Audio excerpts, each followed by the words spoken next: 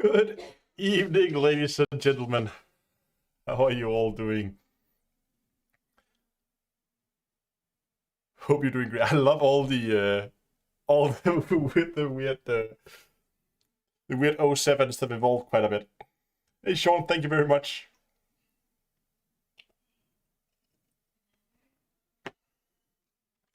So well, that's off screen, of course it is.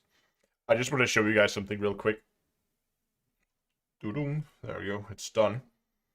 Just give me a second here. Just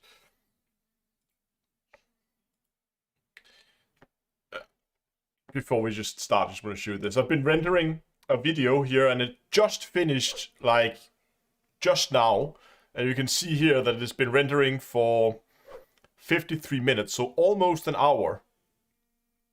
And I just noticed here that I forgot to trim the end. So you can see here I have the end cam. First of all, I forgot to make the transition to move it down here at the end.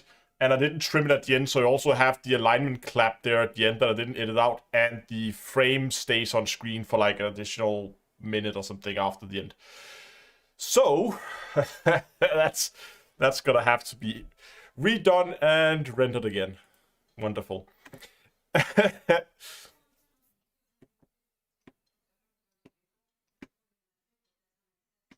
Caught the sun, I see. Yeah. I mean, red hair, blue eyes. I just need to see the weather forecast and then I get a sunburn. Yeah, Joseph, it happens. You make editing mistakes and then you catch them. Most of the time, I catch them before I upload. Sometimes I don't. And then depending on how severe it is, I will either delete the video and re-upload, or I'll just say, small mistake, I'll leave it in. At least I know how long that's correct, Finburn. At least I know how long it will take, and I can set it to render overnight or something like that. Two computers solve your editing mistakes. Yeah, but I have two computers, but both are in use for the live stream. So I'm not gonna be starting to render on the streaming machine. Oh, wow. Sorry. Wow. What happened there? Okay. Did I enjoy my holiday? Yes, it was very, very nice. We just stayed in Denmark. Didn't go anywhere fancy. We didn't want to plan on being able to go abroad because, well, yeah, travel restrictions, that kind of stuff. Better start stopping flying so close to the star in your ship, Astro. Problem is the ship I've been flying for the last 2 weeks has been relatively big, and I have little control over where it flies, aka the Earth. That's a good headset. Razer Cloud Alpha. I like it. Yeah, vodka down the wrong throat. No, gin. Okay.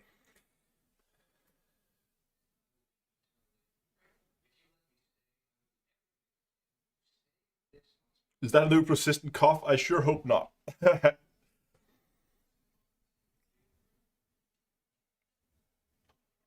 Okay, let's talk about the plan for today, and we also need to set up the light goal for the stream today.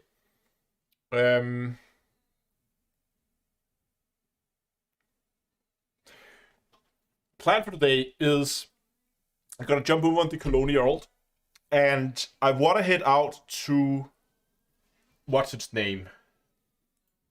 The Dryau Autumns. That's it. It shouldn't be too far. Hopefully we can reach it relatively quickly. I hope.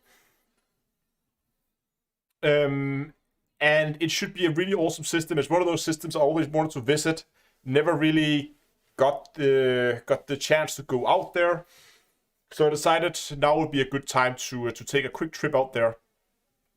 And I'm not sure we're probably not gonna make it today. It should. I think it's. My guess is, I haven't measured it yet. My guess is it's around 10,000 light years, which is a little bit more than I could probably do in a live stream. I'm still on vacation. I still have this week off. so I can stream for a little longer. But in general, yeah, I'm gonna get some distance behind us. And as always, when I do these exploration streams, the whole point is not to get there as fast as possible. We're not necessarily gonna go and do a whole lot of neutron jumping. It's all about take it slow, enjoy the ride, smell the roses along the way, and have some fun and look at some good, some nice looking planets. So I don't mind stopping in a system and spending an hour flying around looking at that system, if that means I don't cover as many light years. So it's more of a like enjoy the trip kind of way. Whiskey asks, using OBS for YouTube streaming? Only used it on Twitch. Looks pretty okay on YouTube too. Yeah. I use OBS Studios for all my live streaming, and then it goes to Restream to be distributed out to both platforms. Greetings, Starlost. There's an awesome Commander shirt. Where did you get it? Oh, I'm glad you asked. This you can get on the D2EA store. So if you go to d2eastore.com, you can get yourself a Commander shirt like this. Look at that. And this actually is a perfect segue, because we need to set a light goal. I always set up a light goal on these live streams. And if you reach that goal, I'm going to put up a discount code for you guys that's going to be give you 10% off, and that's going to be like a little bonus for you guys watching and for helping me get the live stream ranked in the almighty YouTube algorithm, because likes and live streams really seem to go very well hand in hand. So, like goal, I think, what are we doing today? 200? Should be okay. Don't forget your like goal, Buck. Yeah. Short as doing I started like this Friday. Maybe, perhaps. Could be. I don't know. I'm not. I am not at home Friday. So maybe Thursday, maybe Saturday. I don't know. Over on Twitch, somebody suggests 299. Okay, I'll cut you a deal and let's say 299. Or 299. Okay, that's a little ambitious, I think. That's close to 300. I think maybe 199 then. Is that better?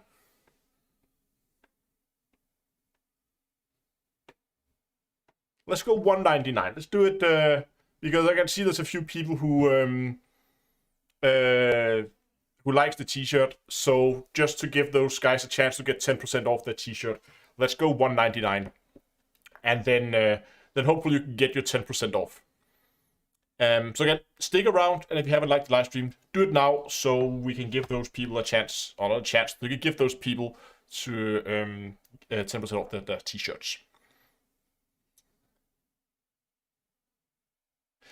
Yeah, I know there were like times where we could easily hit 400s, but it changes, and again, it depends what type of content. I mean, exploration live streams are not always the most popular; they're often a little bit more casual. So that's also why I'm setting the goal a little lower. So yeah. Anyway,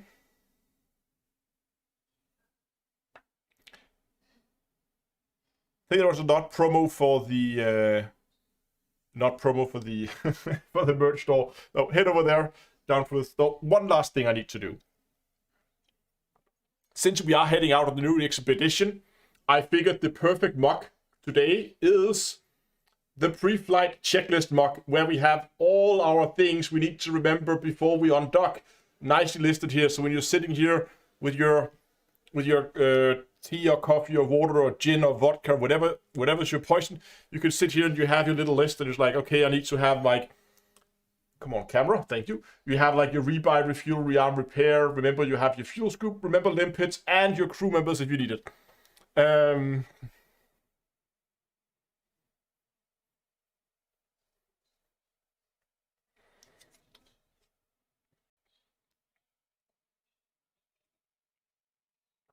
I figured since we're heading out on a new expedition, that would be the perfect mock to bring today.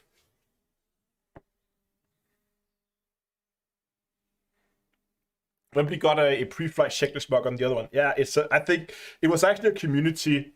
It was a community suggestion. Somebody I think suggested it on Discord, and then we said we just sat and we like prototyped it and made like test renders on Discord, and I screen shared everything so people could see how it looked. And we sat and tweaked it. It was a super cool process, actually, having everybody, like having the people, like community, actually involved in designing it and figuring out what we wanted the list and the font and how do we want it to look and that kind of. I think it was pretty cool, pretty fun. But let's jump in game. That did not work. Now it worked. And then remove the Star Citizen code. There we go. Whee! Okay. We're in game. Nice. So, we are currently...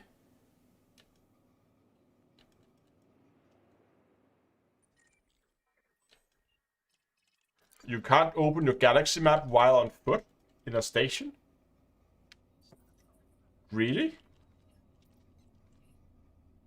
Galnet?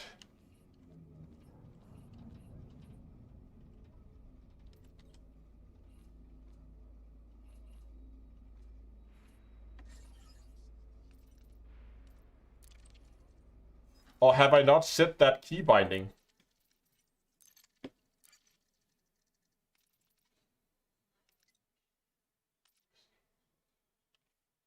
Open galaxy map.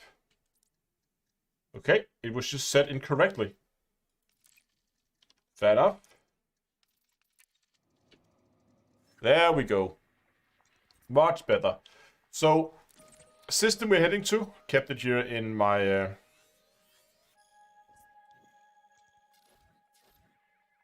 Can I add bookmark? Add to favorites. Save. There we go. So we have...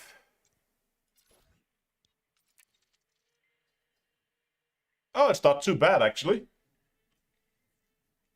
8,300 light years to cover. And you can see here it's... Okay, it's actually further from Sag 8 than I thought. But it's also a little bit out of the plane. That's good. We have to go up a bit. You know what I might actually do? I think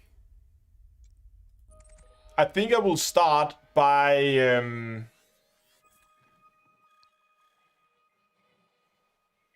Yeah, see, it's about 1,300 light years out of the galactic plane. I think just to try and get into an area where there may not have been that many people, is I'll start to fly directly north, directly out of the galactic plane from Colonia, about 1,300 light years, and then take it from there. And then fly up here instead. Should give me some more distance between the stars, and if we get stuck, well, we'll have to just move down a bit. But hopefully it should be possible to fly up there. Let's see if we can center that approximately. And then move up to... Oh, right. This is gonna be... We're gonna have like 2,000 light years to cover here. So like 1,300, that's around there. And let's just change this over to something this game makes a little bit more sense for exploration, like star class. And then I like to pick just any bluish star in this vicinity. So that one there would be a good destination for today. And it's about 2,000 light years, so that should be well within reach for us today. So if we can reach up here, yeah, 2,000 light years on north should be doable, because the plan is then instead of going straight, we go straight up here out of the galactic plane, then we fly up here all the way over. That should mean we're going to be hopefully visiting or seeing fewer systems that are already discovered, and maybe come across something new. And it always, again, you can see here this altitude, it's not that bad. We can still definitely go, because we're so close to the center, we still have a good enough density that we're not going to get stuck, I think. I'm going to make a video for BGS about Odyssey eventually, but the problem is this is one of those things that BGS takes a long time to figure out. So before we are certain about all the mechanics, it's going to take some time. There are still some unknowns here and there. So there's going to be some videos eventually, but again, probably not in it's not something you're going to see tomorrow, is what I'm trying to say. Okay, I think I already bought... One of the reasons why I decided to come back here on this character is I needed I needed an Artemis suit because it's a bit of a problem not having an Artemis suit.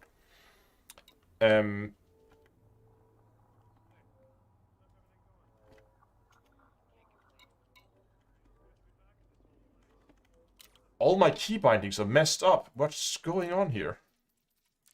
Controls on foot.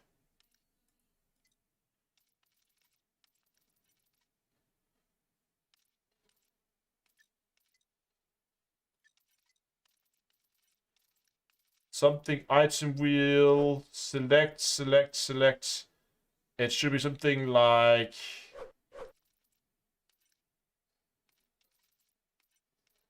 menu select.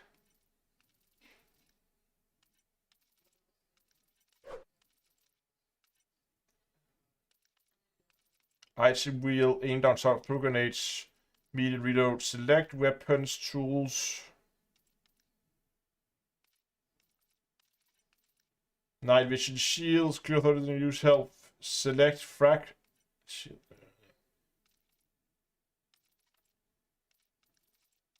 No, it's not interact.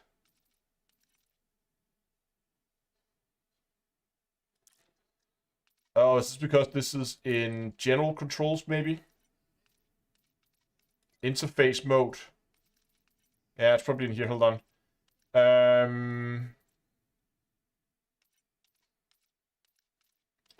UI panel select. Because it's set to J1 plus space. There we go. That's the mistake. There it was. Now we can interact. We can go edit loadout. There we go. Much better.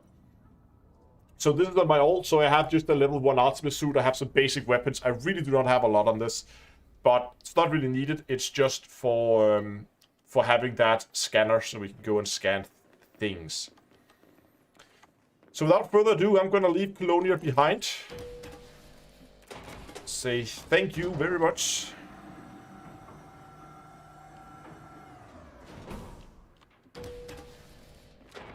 What are some fun things to do while exploring? I recommend. So, okay, Elite has always been, like, people always saying Elite is like miles wide and inch deep, and that is true. But if you dig a little deeper, there's definitely something to find. So sometimes you just need to stop up and pay a little bit closer attention to the systems, because if you look at the details, you can find some fun planets out there. But I'll try to show you today how I do my exploration. Because you can't stop in every system and completely scan every system. Well, you can. But it's gonna take forever. And you're not gonna get anywhere. So if you want to cover some distance, you have to be selective. Oh, maybe start the trip by not crashing into people. Nice. Look at that. Fleet carrier showroom.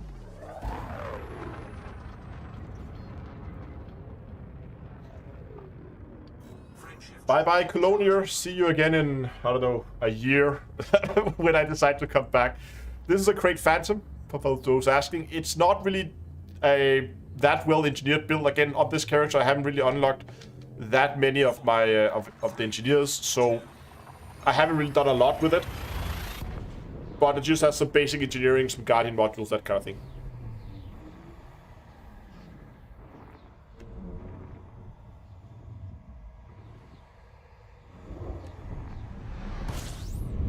So what I like to do is to just quickly go and honk.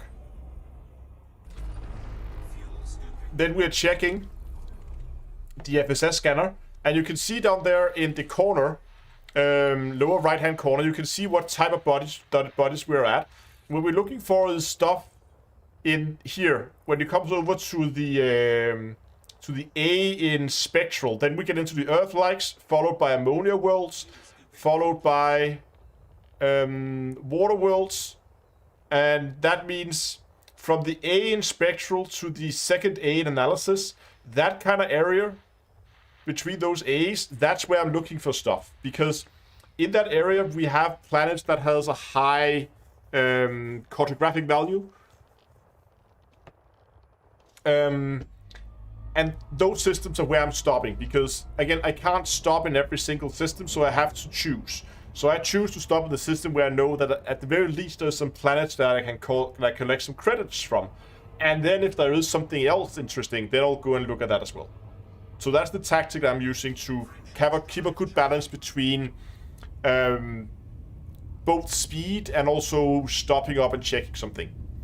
Frame rates patch 6.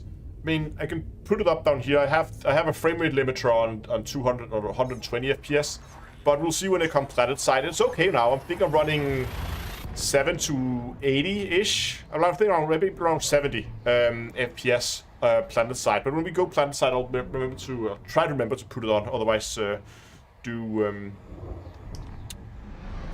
remind me. Actually, the video you saw in the beginning that I was trying to render is a video on my graphics settings that I'm using for Odyssey. Talk about what the different settings do, so you can figure out which one you can drop down and which one you can increase, and those kind of things. So again, you can see I'm looking for this area here. There's nothing, so I know I can see here there's a few like ice bodies, those kind of things. Some asteroid clusters, and all that stuff up here is gas giants, so we're not really interested in that. So we're just gonna say thank you and bye-bye. Gonna start by overheating, that would be great. There we go.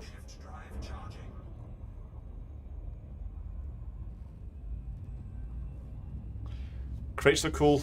Would you like the Type 9, Type 10? Yeah, they're a bit heavy for an exploration ship, I feel. I hear the Phantom can outclass the Asp in jump range. I believe that is true, yes. Did you get the Artemis suit? Yes, I did get the Artemis suit. You can see I'm actually sitting in it right now. We can't change it while we are in witch space, but you can see here I'm not. It's the green gloves. I'm not in the default suit.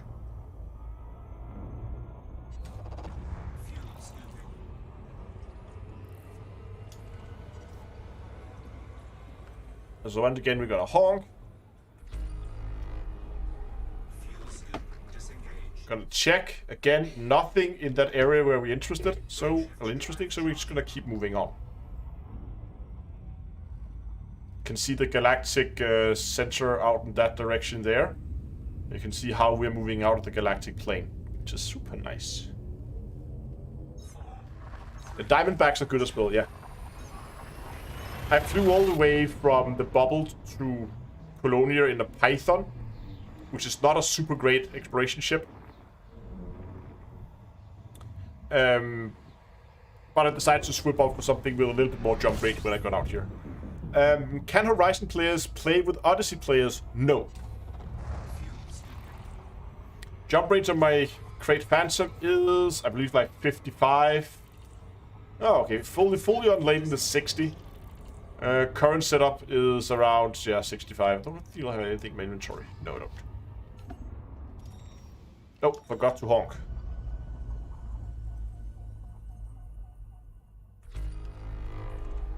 So, just a gas giant, nothing of interest. Moving on. Yeah, that's the main problem with the Diamondback, is it has that tiny fuel scoop. It takes forever, but it's very cold, so it can sit in that. I would actually say, after I began using the Dolphin as my daily driver in the bubble on my main account, I absolutely love that little ship. And the fact it is so cold, I did a build guide on it. It's so cold that I can sit inside a star, fuel scooping and charging my frameshift drive and not even break 60% heat. That thing is insane when it comes to heat management.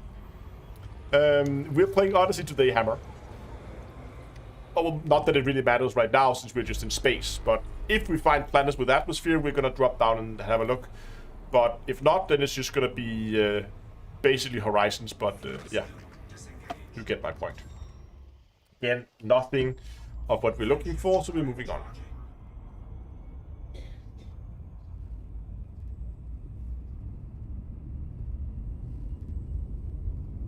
a strong feel that Starfield is going to be a better Elite than Elite. I don't know if it's ever going to be.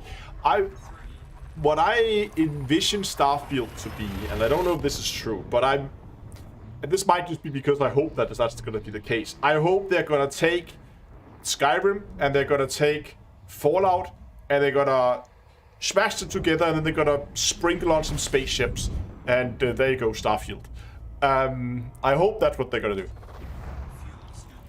What's my thought on Lemonsgate? I'm not really into shooters, to be honest. I have seen some gameplay of it. I think I saw Jingles did a video on it. Interesting concept, for sure, but not my type of game.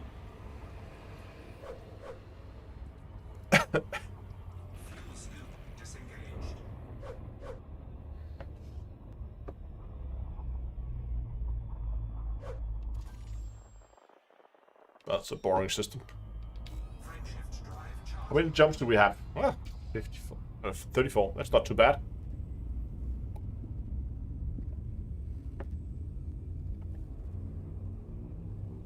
I think you could borrow the FPS.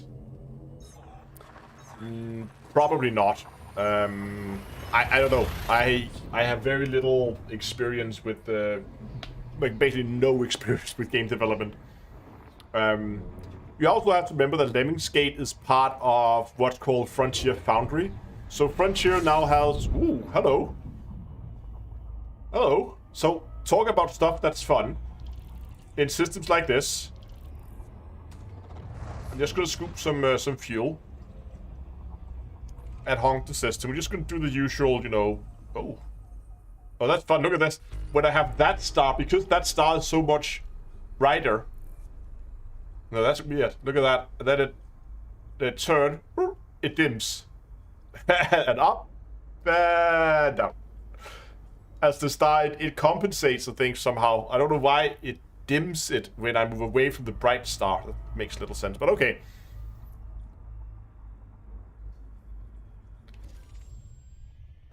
Nothing where we are looking at. We have to do one little thing. I am... Is this about the right angle? Let me just check.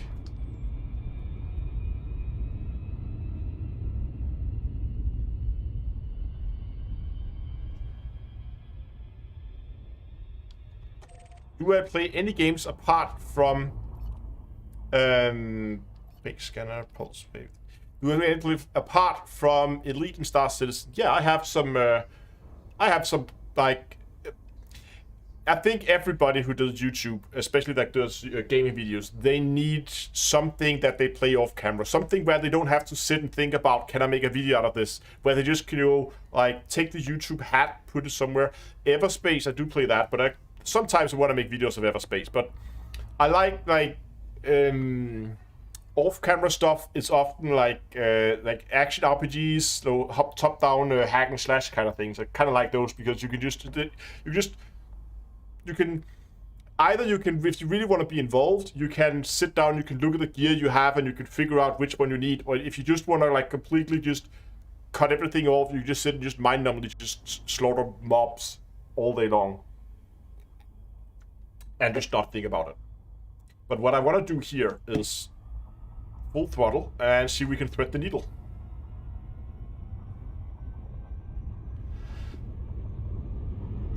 Oh, this is close.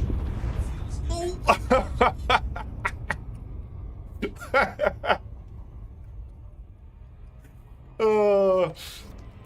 That was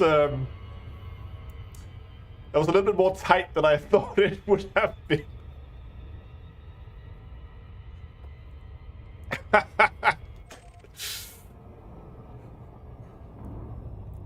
Okay. Now that I got that out of my system, we can move on to the next system. Oh god.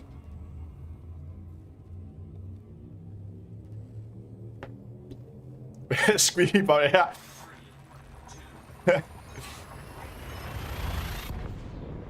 Is it a busy life being a YouTuber? I don't do this for a living. It was actually funny. There was somebody who commented on I think it was on Hello Dave, where he said, "Oh, you have to take a vacation away from doing YouTube, hard life." And I'm like, dude, YouTube is a hobby. I have a full-time job. I do this as a hobby. I don't do this for a living. And then he deleted his comment. So is it a busy life? Well, yeah. I mean, you have to do some time management if you want to try to balance, like, job, YouTube, sleep, family life, and maybe also see your friends from time to time. If you want to try to balance all those things, you need to do some time management.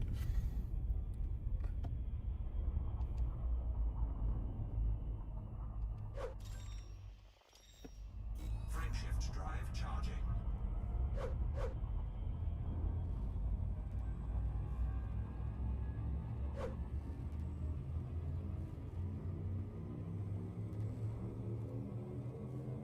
In that order? No, not necessarily in that order.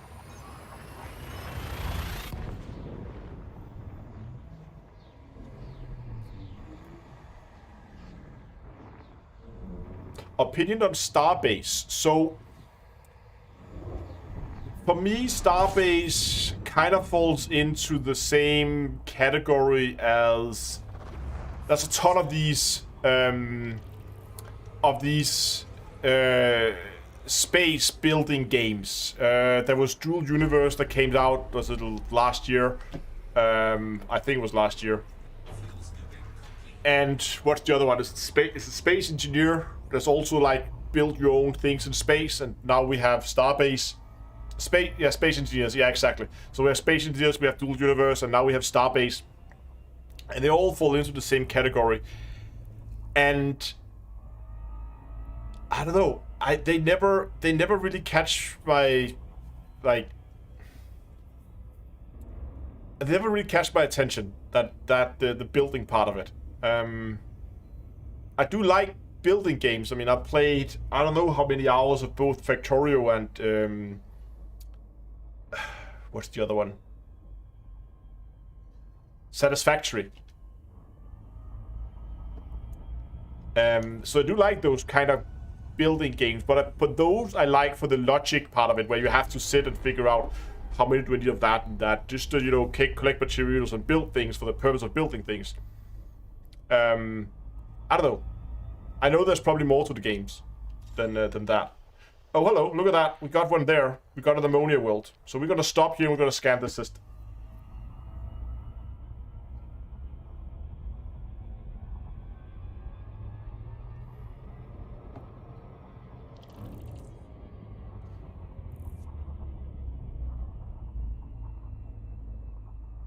Can you continue your Horizon career in Odyssey? Yes, you can actually swap back and forth as you see fit. So if I wanted to now, I could close the game and I could start it in Horizon, and I could keep playing right here where I logged out, and I would play in Horizons. And if I were done playing in Horizons, I could then log out there, log back into Odyssey, and then wherever I logged out in Horizons, I would then continue playing but in Odyssey. It's just basically you have a little check mark. You can enable or disable whether you want to have Odyssey enabled or disabled, but it's the same character you play.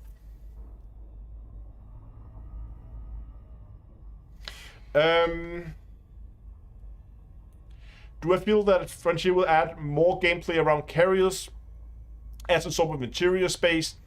Even a rendition of the Concourse. I hope, but I don't think they're gonna do it anytime soon. I don't think it's on Frontier's short list of things to do is to expand on fleet carriers. So maybe next year. But I mean, adding a Concourse to, even just a small one to fleet carriers seems like a no-brainer, just for the social aspect of it, which have been proven time and time again is important, especially on carrier trips. Well, I should begin to actually scan this system here. So let's see what we got here. We got some asteroid clusters. So I think it will come eventually, but I think it's going to be a while.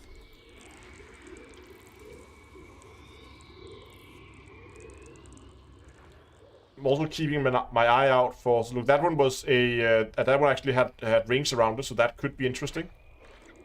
Oh, there was also a gas giant. Never mind.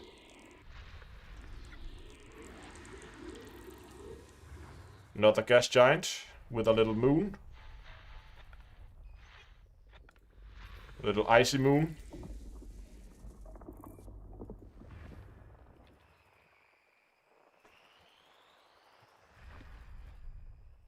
Okay, so there's another gas giant out there. Oh. This one has a lot of moons. Is this a gas giant orbiting another gas giant? That's pretty. It almost looks like Crusader. Oh, it is.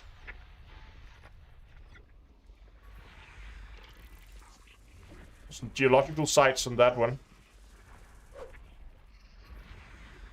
More geological, so the planet 2 and its moon seems to have some geological sites to them. But there's more there.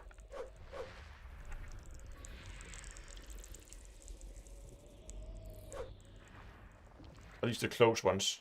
Okay, moving on. There's a star. There's something there. Oh. That is... Oh my god, there's a lot... There's all the things here. Jesus. So there's the ammonia world. We need to go and check that out. But what is all of this? You know what? I should probably move my camera down in the other corner so you can actually see the progress bar up there in the corner.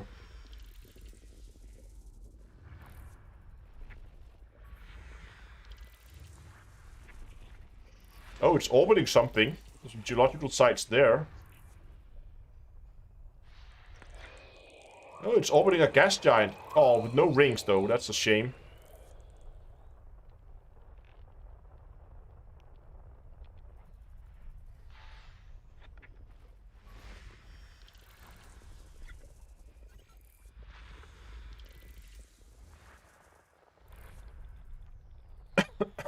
Last one is there. Oh, last ones. There's a lot of them.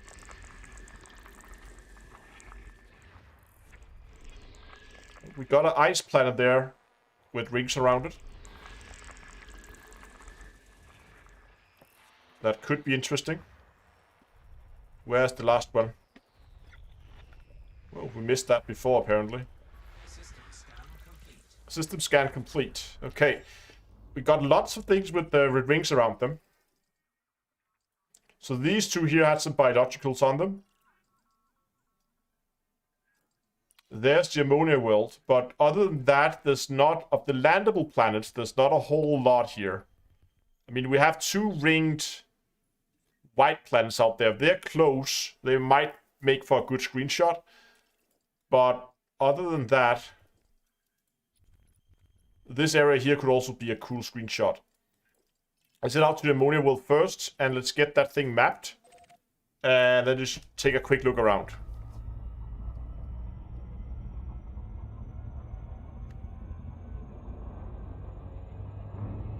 Okay, big system.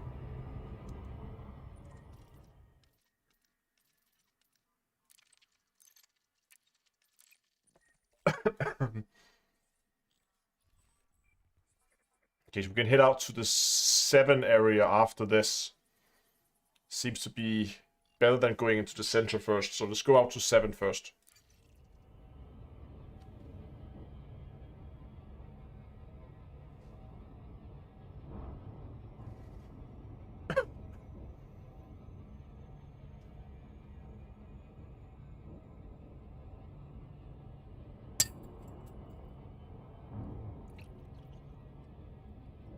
Okay.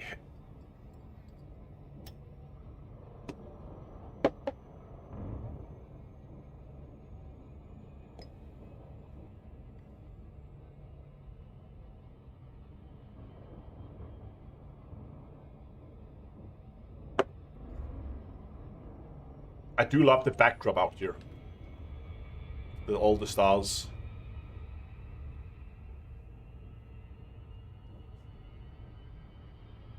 Does look good.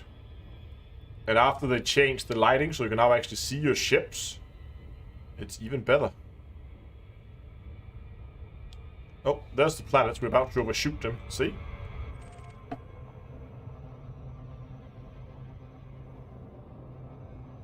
I'm going to deselect the planet for us. Thanks for that.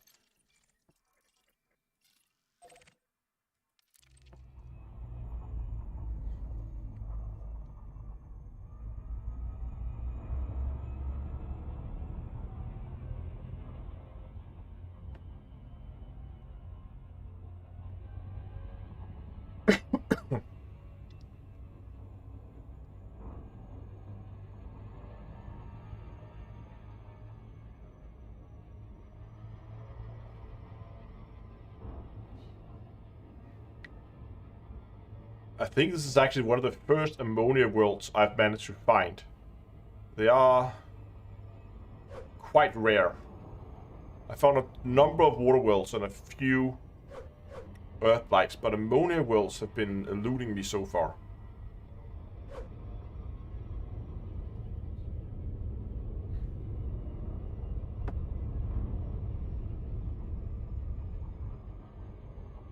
Slowing down.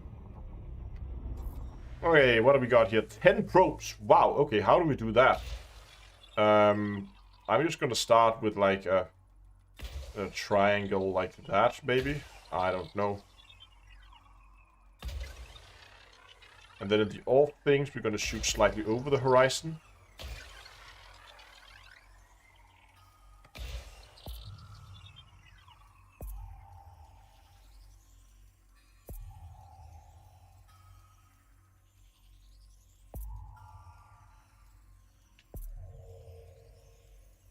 Yeah, I think this is pretty good. 50%. I've got a bit of a spot there that I missed.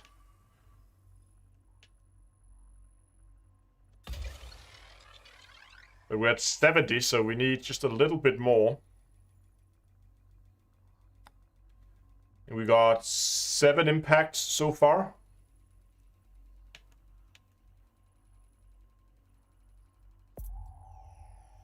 Yeah, that's fine. We're gonna post one about there then. We're at 80. We get another good one. We should get it. And that's 8 probes. So this is our 9th probe. So we have 1 left if we mess up. That's a good impact. Not sure it's good enough though. Nope, we are 3% off. So let's take this area here. Let's shoot a probe. Round about there.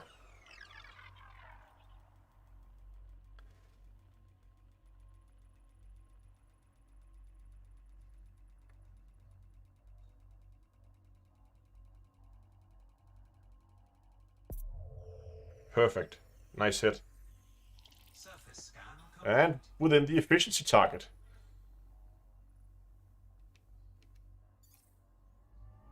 Okay. Just gonna head out here to that planet and see what that looks like. Found a few pneumonia worlds in the Musket Dark region. Yeah, that makes sense. We know there's been Thargoid activity out there, and they do tend to like ammonia worlds.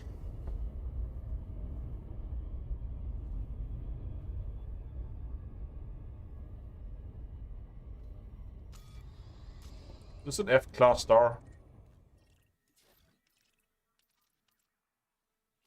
Oh, it is.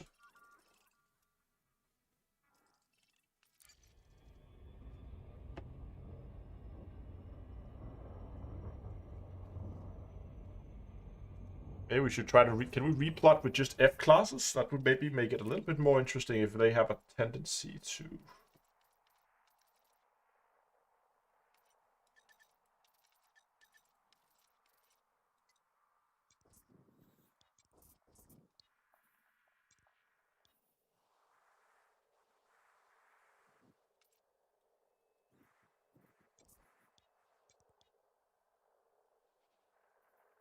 So just find an F class and set our destination. I swear to God, this part of the interface. There we go.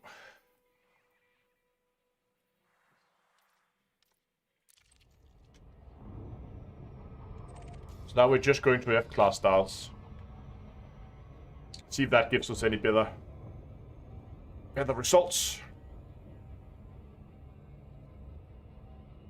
I hope these 2 planets are a little bit closer than what we had before, but it doesn't seem like it. You can see one is there and the other one is there, so they are still quite far apart.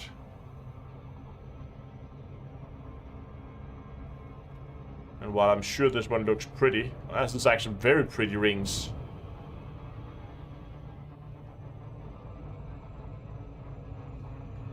Look at those.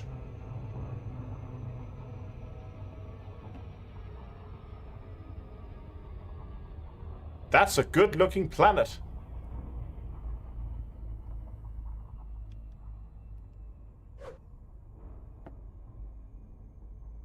No, I know. I know it's not gonna be, but look at that.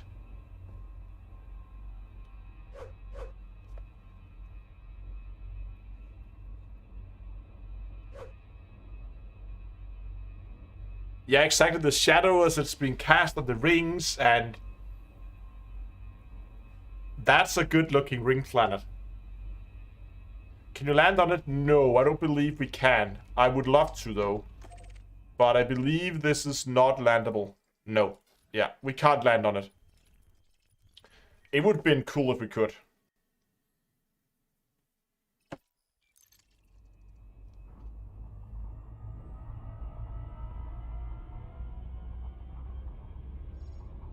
I'm just gonna try something. So I try to go into the shadow there. Because there is definitely, hopefully, a little bit of angle to it. I'm just gonna see. I just want to see if I can actually see the rings while getting eclipsed.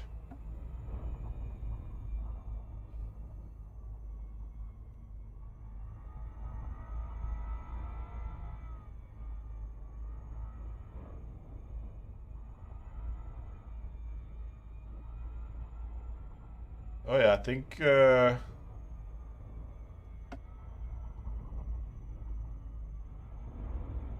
we got a decent angle on this. Gonna line up the star with the planet approximately, and then put the planet right behind us and get some distance.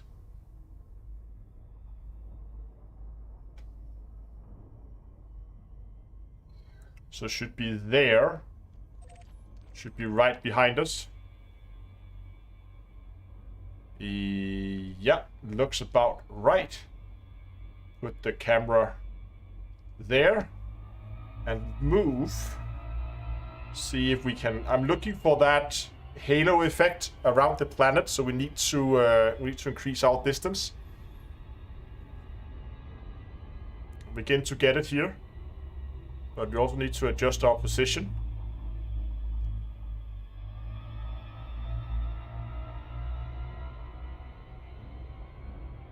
So I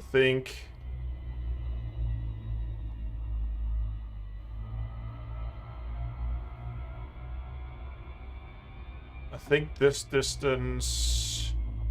Let's move down now a little bit.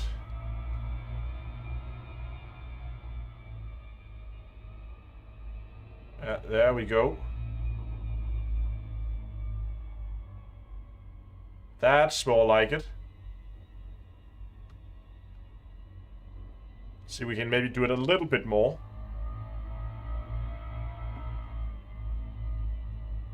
There we go. That's what I'm looking for.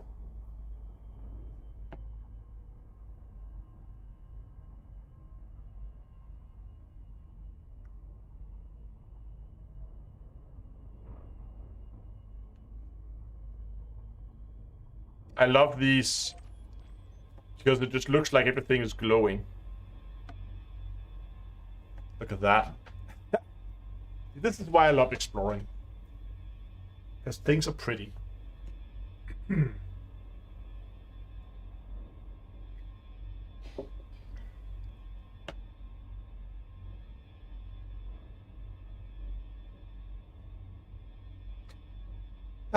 So pretty. Okay. Moving on. Frameshift drive charging.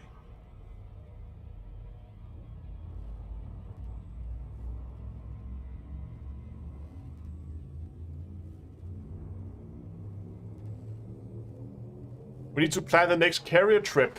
Yeah, but I don't know when it's gonna be.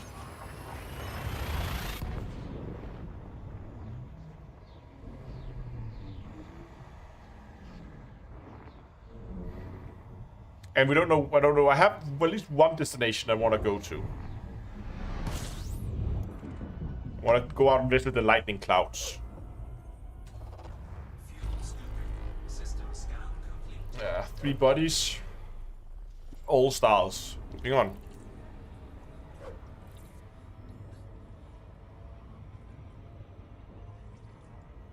Ryan says, hey man, love your videos. Just started playing Elite.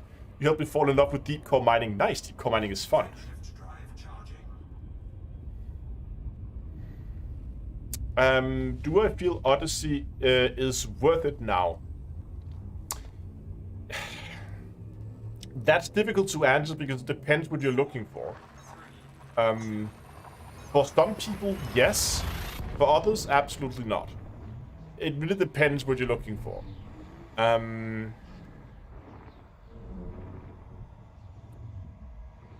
I would say if you are out exploring, probably yeah. Then it probably is, because the extra going down to the surface and atmospheres, extra planets you can land on, I think it's worth it if you're out exploring.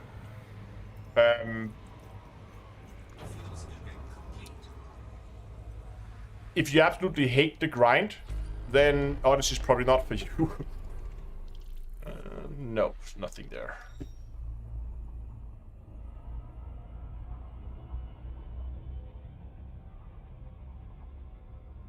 Shift drive charging.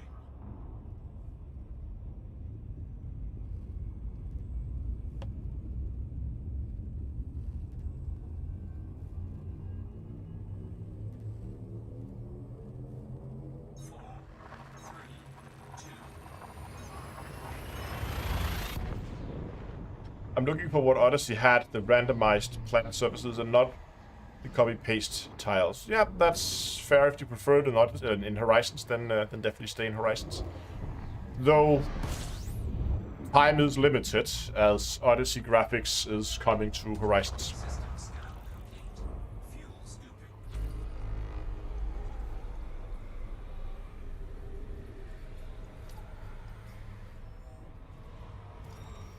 Fuel scooping complete.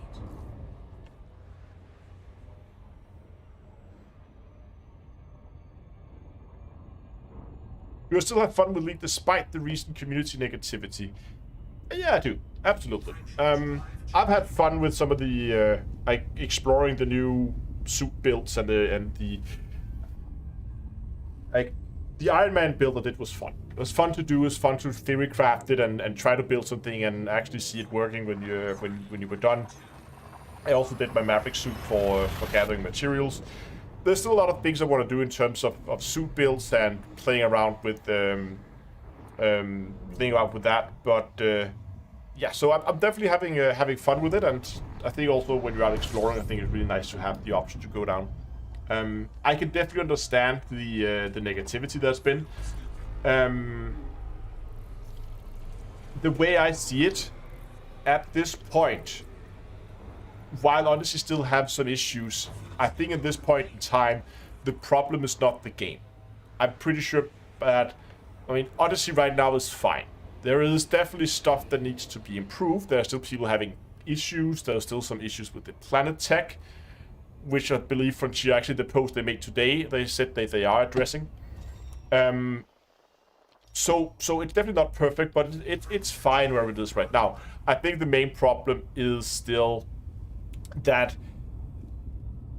after Frontier released Odyssey so early, a lot of people have lost faith in them, and they need to rebuild that, and that takes time. Building trust takes time, and they lost a lot of trust by making that move, and now they just need to rebuild it, and that's going to take time, and it's not something that's going to happen tomorrow. It's not something that's going to happen next month. That is something that takes consistent communication, good updates, and then probably a year or something like that.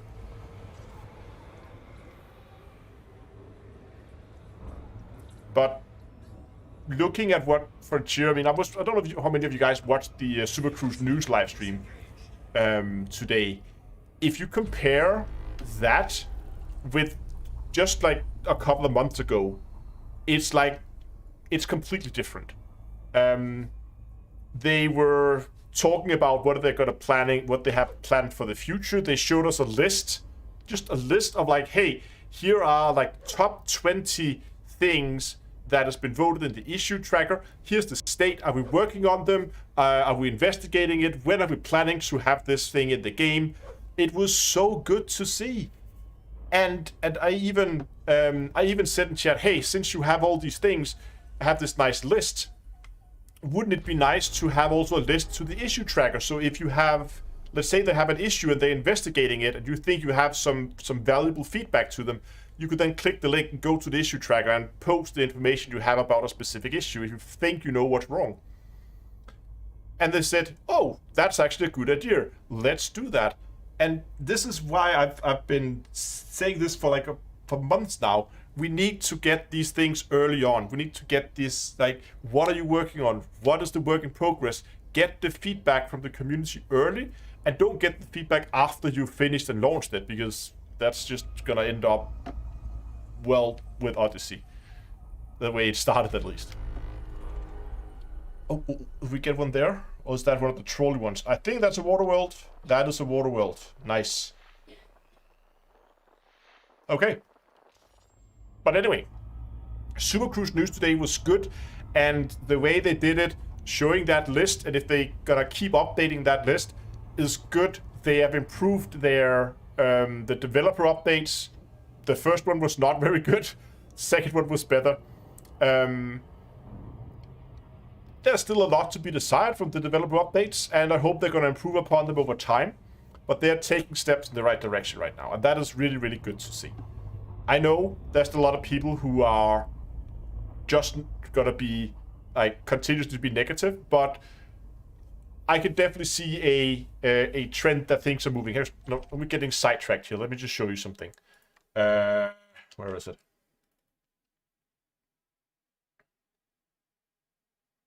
Here it is. Here it is. So you might remember that I from time to time I've been asking on my community page what people's opinion of Odyssey is. Are people like positive, negative, or neutral regarding Odyssey? And I've done that since the one of the first gameplay videos, Starport Tours, all the way through the alpha phase, after launch, after update 5, after update 6. I've kind of trying to track people's opinion over time, and you can see pretty much since the alpha started, the number of people being happy with Odyssey has slowly been shrinking, and the people being negative around Odyssey has slowly been growing. After update 6 is the first time that we have seen a growth in the number of positive people and a reduction in the number of negative people. So it seems that at least that update 6 was, from the data that I have, was well received, and hopefully this is going to be the turning point where we're going to begin to see things move the other way. I hope. But again, I'll keep updating these things, and I'll keep keeping track of these just because it's fun. You're absolutely right. Some people will at this point have gone to the point where they just hate it for the sheer sake of hating it. But again, that's just the way it is. Thanks for subscribing, Gaming Mad. Awesome. Okay, we have a system we need to scan. Let's see what we can find here. Look for the plane. Oh, I think someone's been here before.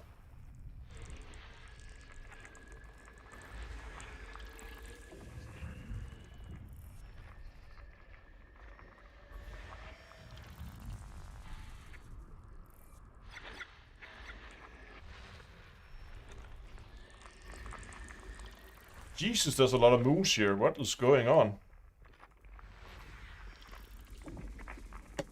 That's very... And we have moons orbiting moons and more moons. Look at that cluster there. There's more of them.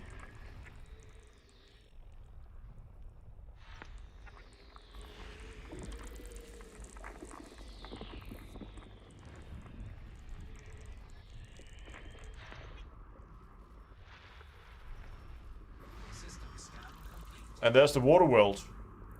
B1. So... What? This is a weird system. What's going on? Oh, right, B is the... Ugh, great, it's the star. Second star. Hopefully this is not too far away. None of this is landable, though. That moon is, but... That's why they were all so close together. Because they're all around that star.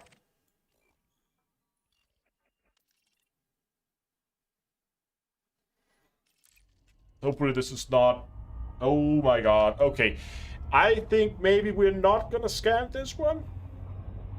Because 100,000 light seconds is gonna be quite the journey. Atmospheric planets landable only for Odyssey. Yeah, well, some are, not all of them. I'm gonna skip this one and move on to the next system. It's a little bit too far. I don't want to fly all the way out there.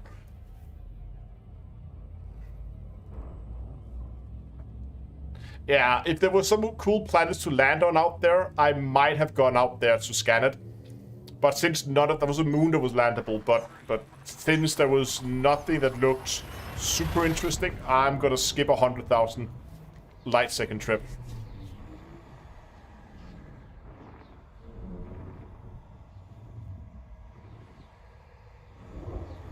Yeah, exactly. If there were a number of planets out there that were worth scanning, then maybe, but no.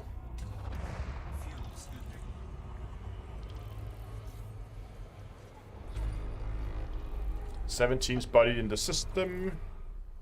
Nothing in the range we're looking for, so let's finish scooping and move on.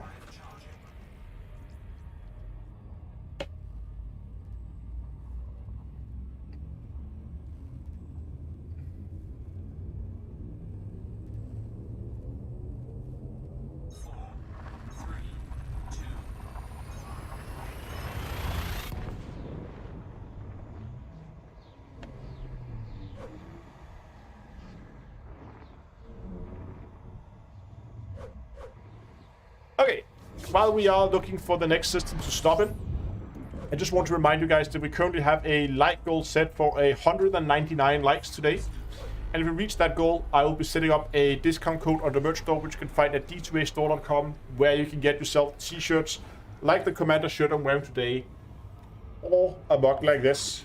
Today we're sporting the pre-flight checklist mug with a little pre-flight checklist on the back. So, if you haven't done already, please go down and like the live stream. It really helps me a lot. And while you're down there, I would like you to consider subscribing as well.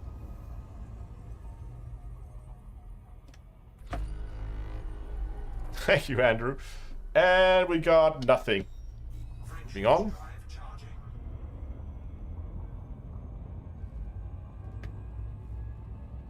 How many jumps do we have? 26. I want to make it at least up to the first waypoint here today. Maybe we're gonna go further. We'll see.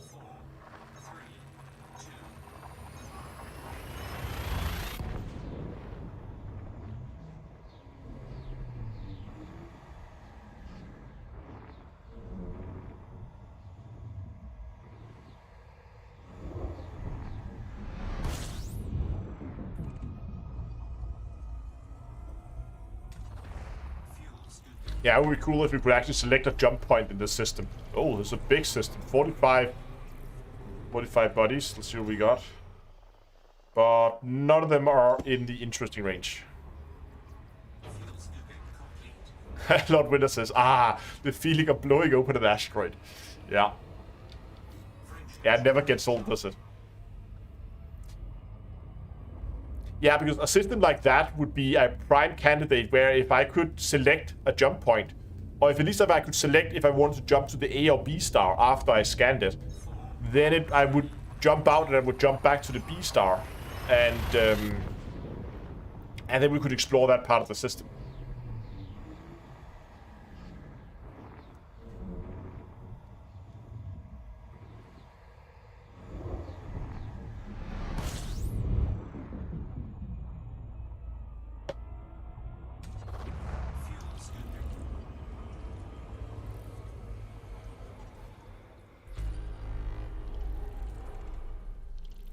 Nope.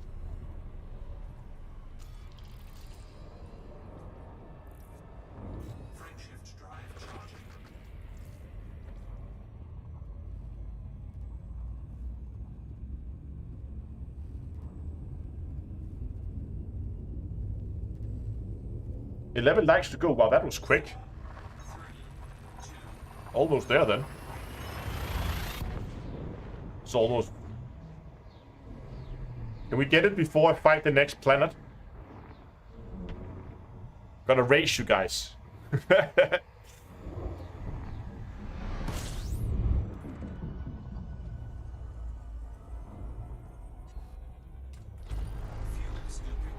Yeah, exactly, Shadow. So if you've never been in the system before, it would always put you into the main star. And else you would be able to, if you have data on the system, you would be able to select where to go. 5 to go. Oh, I need to hurry up and fight. Oh, we got something. What is that? This is a water world. 3 to go. Oh, I need to scan quickly. I need to get my scanner game in here. Where is that water world? Water world. It's there. Ta-da! Water world. Okay. But there's all the things here.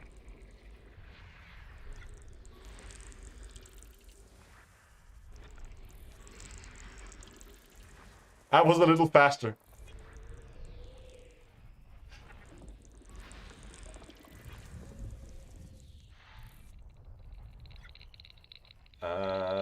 Are these asteroid clusters? But once again, we're looking at a B star here, so maybe we should check distances.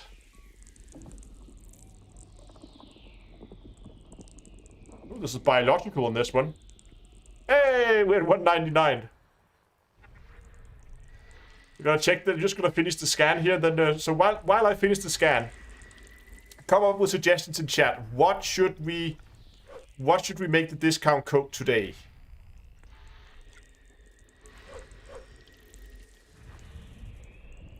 Yeah, this one's a little closer, so that's actually perfect. We can fly out there while I set up the discount code. Exploring love. Nice. Water worlds, long haul, Jumbageddon, asteroid.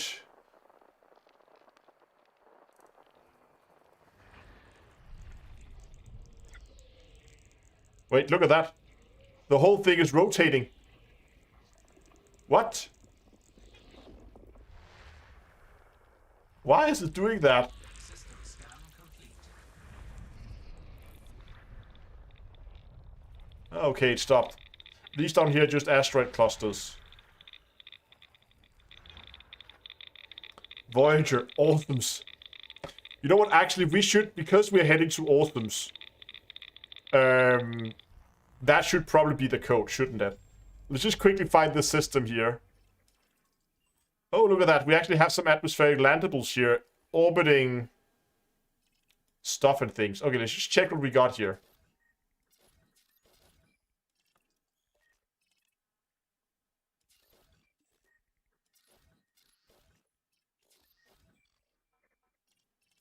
So there we have a candidate for terraforming. We're definitely going to scan. You can see here this body is a candidate for terraforming, so we need to scan that.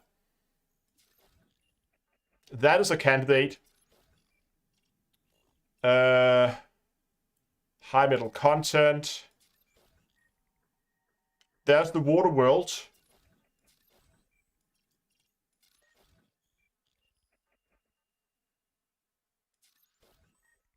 Okay. Let's start out. We'll end up out in this area here. We had the 2 terraformable candidates, so let's start with those. I'm gonna set a destination for that one. And since it's not too far away, we can set that while I set up the discount code for you guys. As a little thank you for helping me reach the light goal today.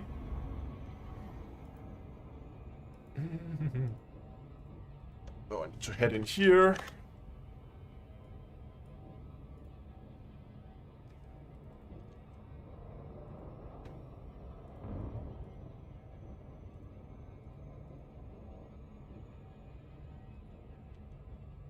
Oh, need to log in first, otherwise this is not gonna work. There we go. And where are we? Discounts, active discounts. We're gonna make a stream discount. There we go. Awesomes with that S at the end. Oh, no, not delete. Save. There we go. Okay, so I've set up a discount code now. So if you go to d2eastore.com and you use the code AWESOME, so I'm gonna post that in chat here, then you're gonna get 10% off any purchase. For those of you who are interested in the Commander shirts, you now have the chance to do so with 10% off. And again, the code is going to be valid until the end of the stream. When the stream ends, I'm going to take down the code and it's going to be gone. And then you will have to come by the next live stream and hope we reach the goal then to get another code.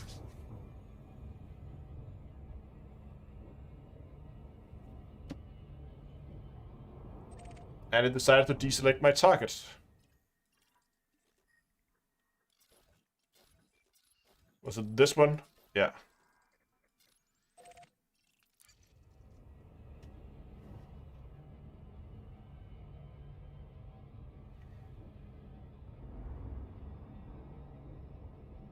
Tim Borkini's tube says, might have to turn Elite Dangerous back on. This make me miss it. Yeah.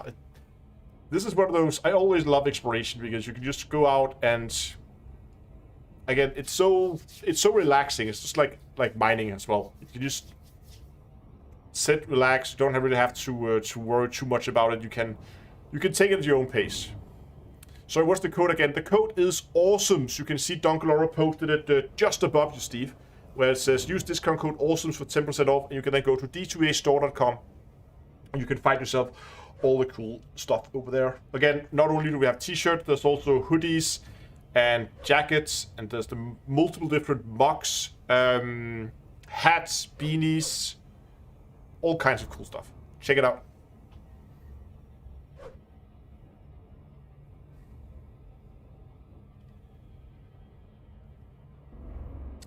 And we're almost there. Hold on, what is that down there? That's planet 8. Planet 8.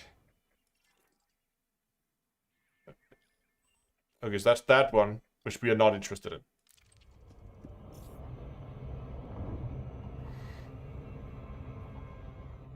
Yeah, the Remember Your Limpets mug is still the most popular one, I believe.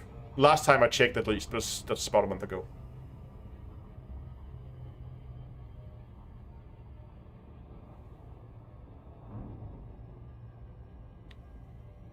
So did they fix the Blue Star Skybox bug?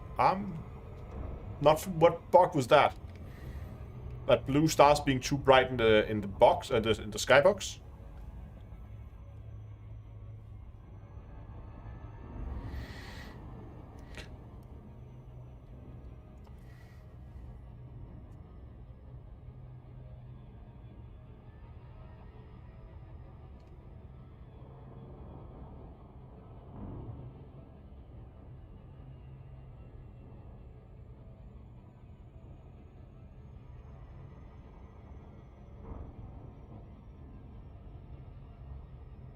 Okay, what do we have here?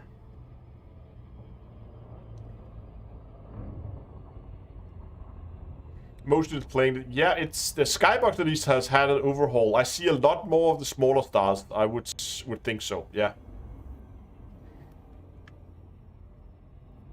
At least if you look at it, there's a lot more of the fainter stars visible.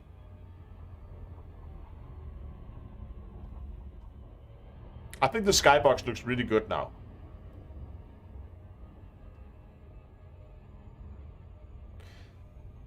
Do you feel the lighting in the Phantom is still a bit too bright? No, I think it's okay.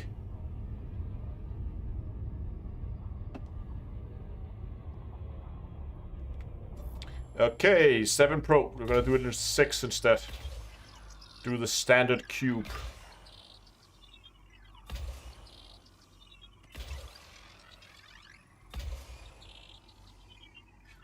Is this multiplayer? Yeah. It is. It's instanced multiplayer. So right now I'm out in the middle of nowhere, so there's probably not a lot of people around. And I'm playing solo. You can play solo if you want to, if you prefer that. You can also play with others if you prefer that. Okay, I did overshoot the center a little bit, but we still got it with 6 probes. Nice. Next.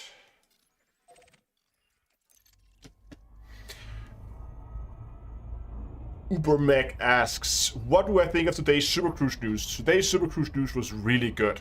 This is one of the best ones they've done in a very long time.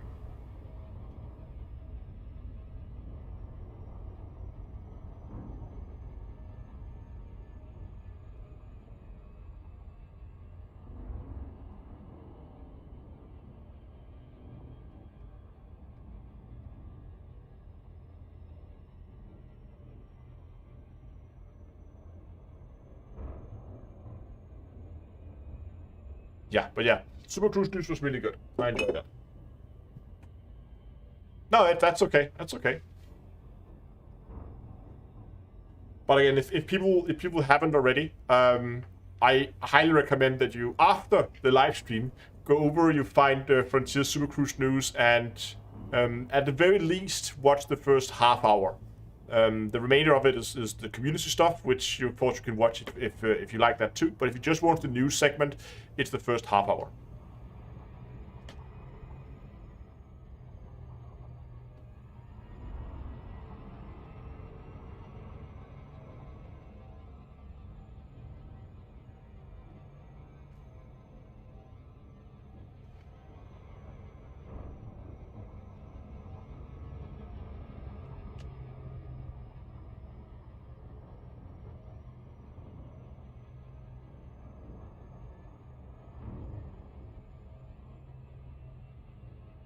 Yeah, the whole I really like the idea with having that list of like, this is the stuff we're working on, and this it basically it's like this short-sighted roadmap that I think we've been looking for so long.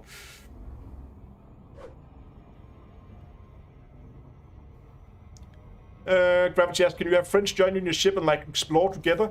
You can. There is 2 types of multi-crew. There's either the telepresence, where people, they just get quote-unquote teleported to you because they're just there with you as a hologram, but they can sit in the chair, they can see what you're doing in game, and they can also take over some modules, but they're not going to be able to go out on foot and explore things. They can also be there physically, but then of course you need to go and pick them up, and then they can go out on foot if you have Odyssey, of course.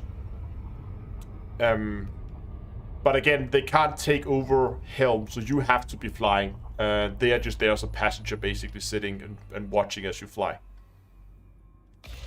Okay, we're gonna do the same thing and see if we can't get it with the standard cube here. Try not to overshoot this time.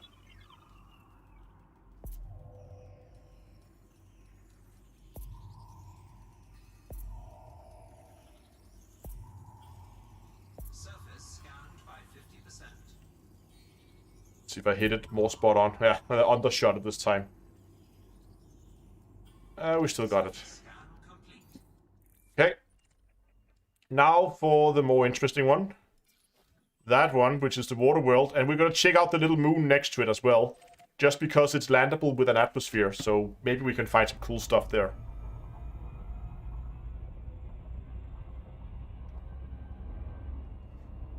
Alright, while we fly there, I'm just gonna go and get some more water, and I also forgot my plants, so I need to go and get those. I'll be back in. You know what? You can get the bunnies while we wait. Where is that one?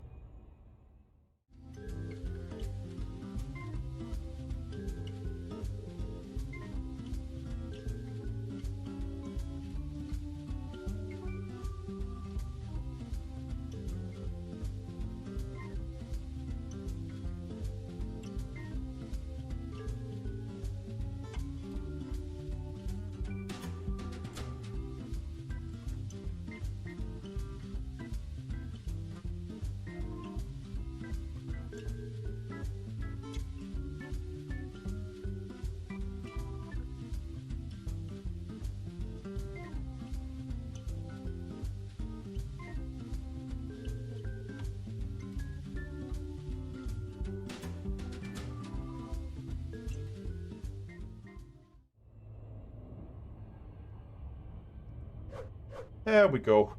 I got that one.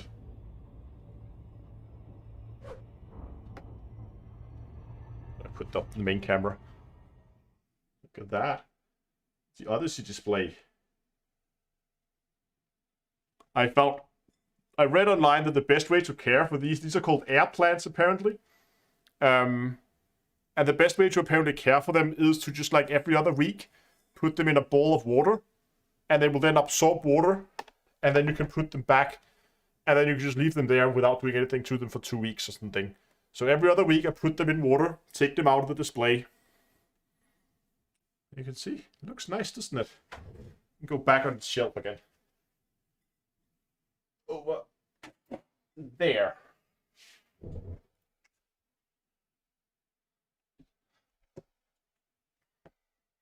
Oh my god, bunnies.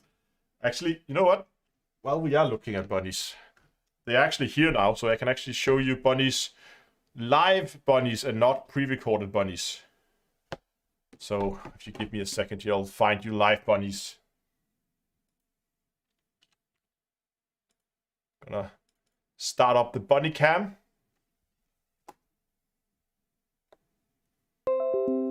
I think it caught it there.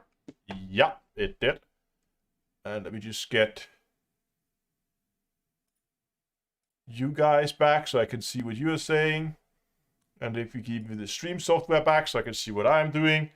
And then we can go bunny cam.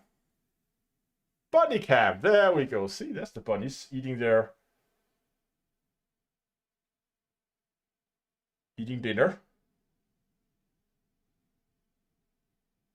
Look how cute. Are they space buddies? No, I don't think they're space buddies. And they found something. They have this like tunnel they can destroy if they want to. So yeah, that's where the bunnies are right now, right next to me. And there, that's you. Hey, that's you. That's Elite. Cameras and lights and everything. Don't have to tap it on. Microphone. And all that good stuff. Let's jump back in game there on the stream deck. Whee! Star Hopper. I love that. Are those hamsters? Yes, hamster bunnies. No, they're bunnies. Rabbits.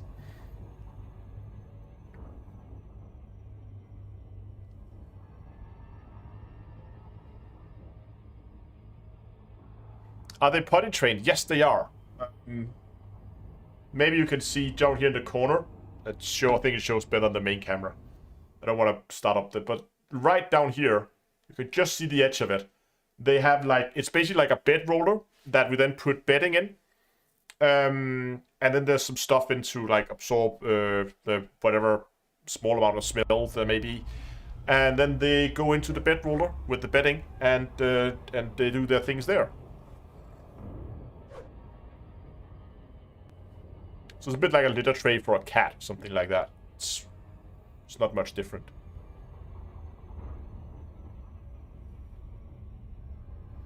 This is a good looking water world. That's very pretty. Hold on, should probably stop and scan it.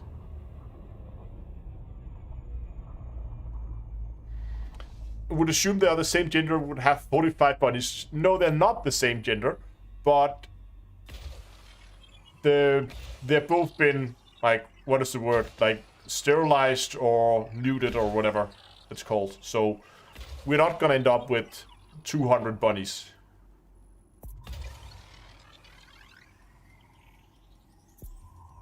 Castrated. Yes, that's what we're looking for. Thank you. Surface scanned by 50%.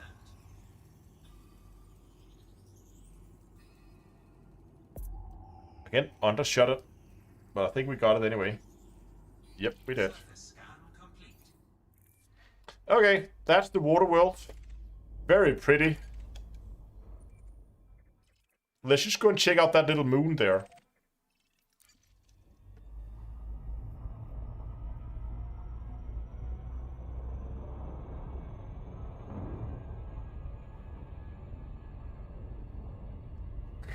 The bunnies will take over and replace me. Someday, maybe. But they'll just have their own YouTube channel. Yes, I think we're going to land on the moon here. Just to go down and hopefully we're not going to get too far away from the planet. So we can still have that in the sky. And get some pretty looking screenshots. Hopefully, like... I want to have something like... If we can get close to the day-night Terminator and still have the planet poking up over the horizons, that would be perfect. But we're just going to map it first. And if there's some plants down here as well, that would be even better.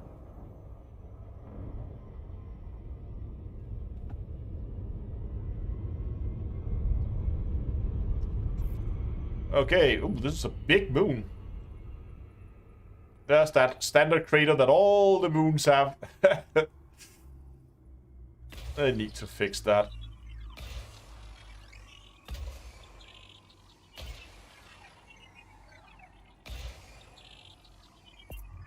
This one we need to shoot a little higher, or lower in this case.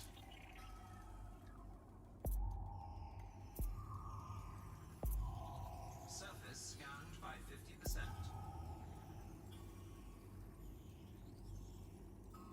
50%. We got 85. Oh, that was perfect. Boom. Scan complete.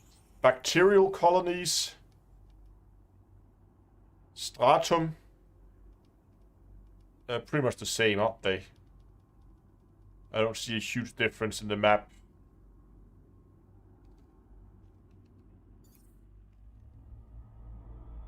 Alright, let's see how does it look with the main planet.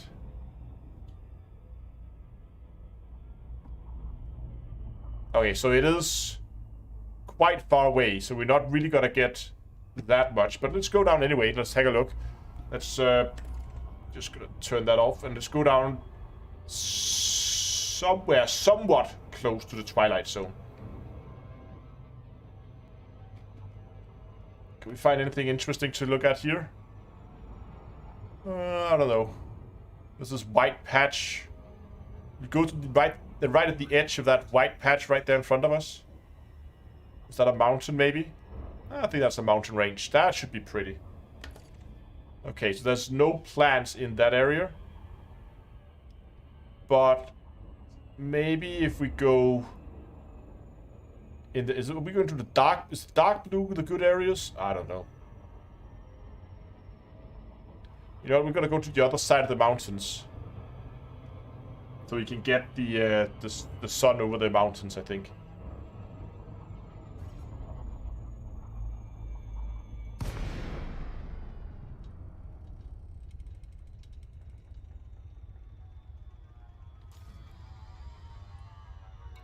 There's all the distress beacons on this one, though. Should probably go and check some of those out.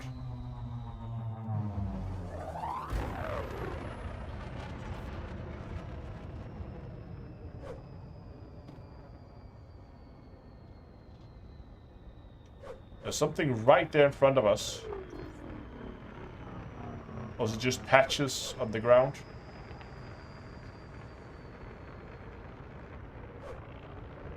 Oh, coming in a little hot here. There we go.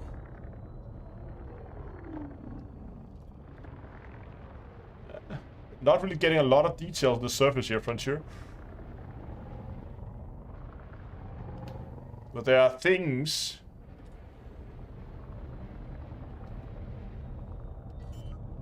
Let's try to put it down and see what we find. Landing gear deployed.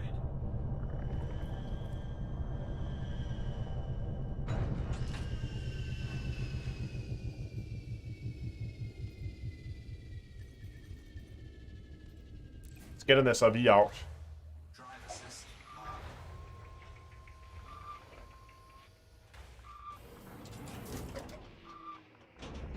Low gravity warning.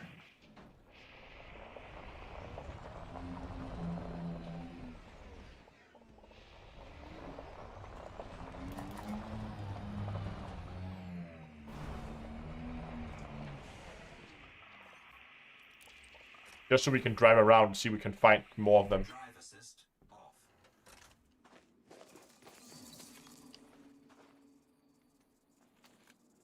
Oh. first footfall.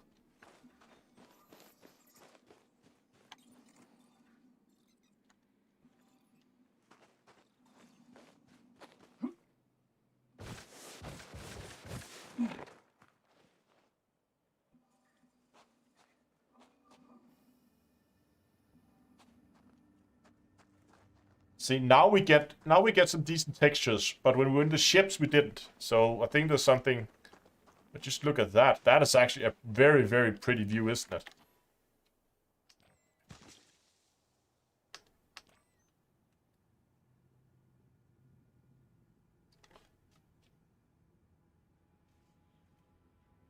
Yes, I'm in an Artemis suit. I like that view.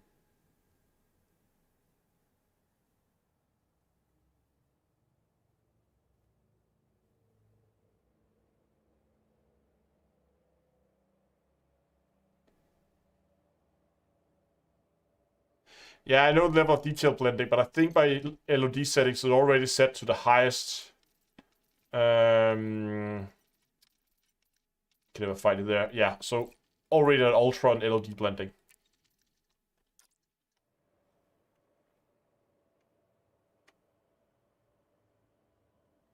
The white patchy stuff is like fungus of some sort. We can get the sampler out.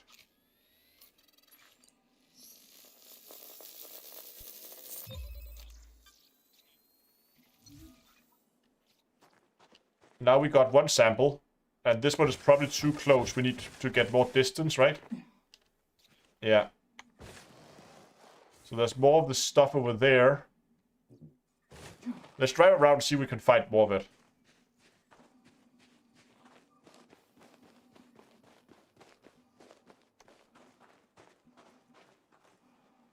Yeah, but we can't. I think, did they change that? I believe we could only scan one thing at a time.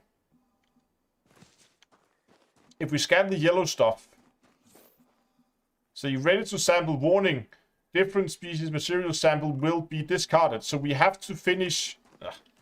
We have to finish. Drive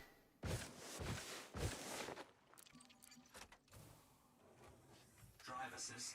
We have to finish the patchy one first. So I'm just gonna use my camera here. So there's a patch there. It's actually patches over here.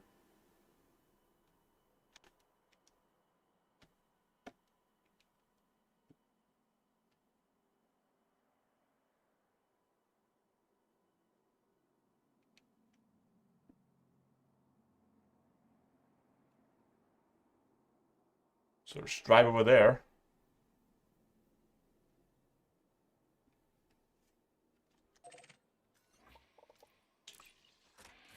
Drive assist off. Is this close? Was this too... No, so this was too close to the other patch. It needs to go further.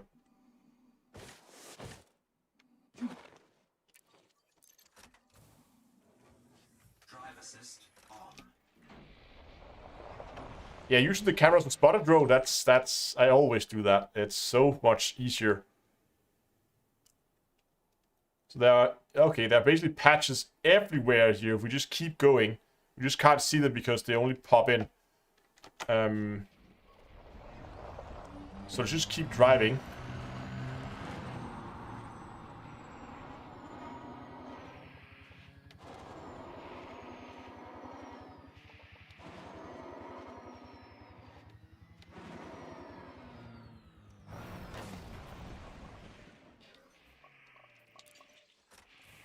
I'm not sure how much distance we're gonna need.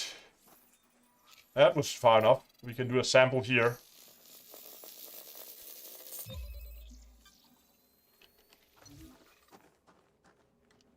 There we go. We got two of them now.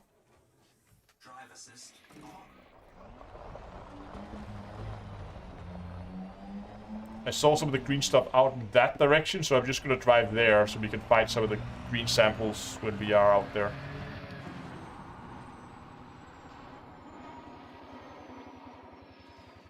There are more green stuff, more of these patch stuff. I don't think necessarily this is far enough.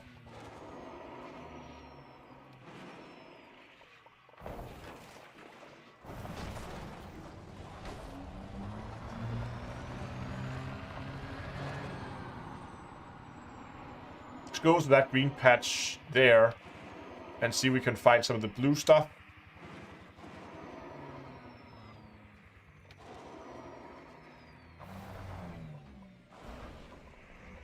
A little rock there. Just go up, get some altitude. There's a little patch over there. We can probably go to that. There's also patches over there.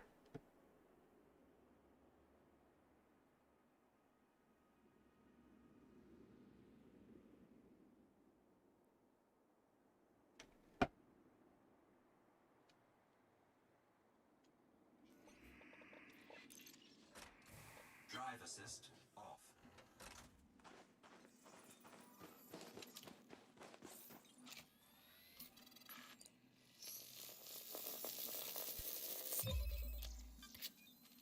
Nice. We got a thing.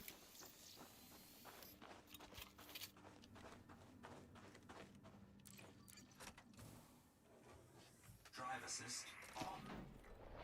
Now, where were that green stuff? Over there. See it. Oh, there's also some right here.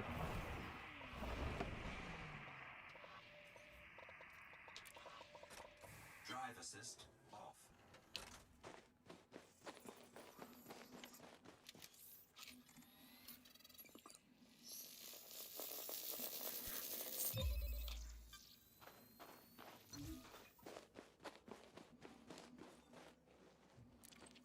We got plant thingy. Drive assist on. So now we just need to find something that's far enough away.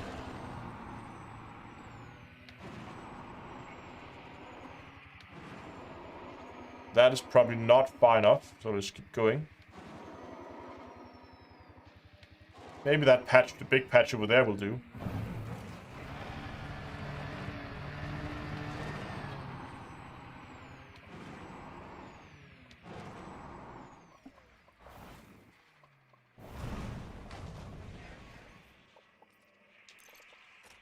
Drive assist off. Yeah.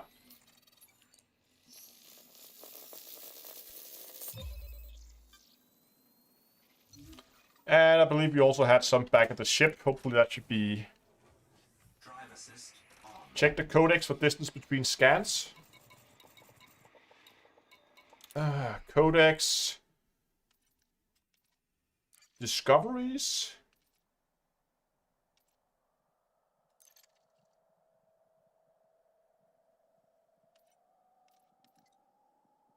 No, where is that again?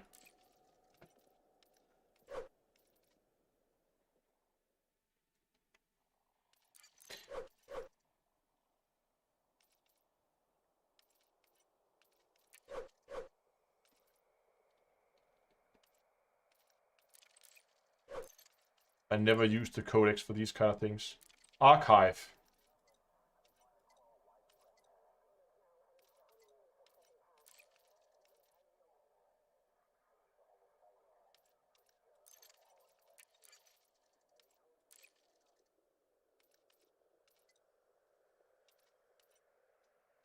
Oh, I just need to find the right... Ah.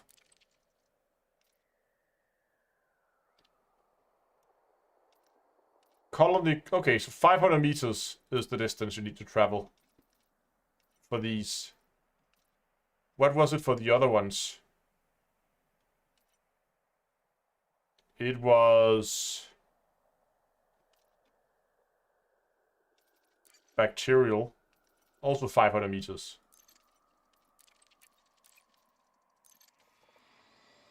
But I believe the ship is more than 500 meters away.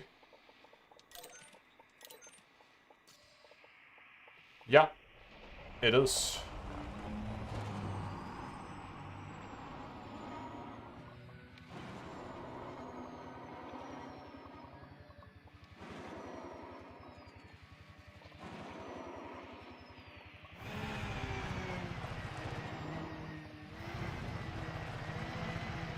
There was a patch right next to the ship. We're just gonna go pick that one up.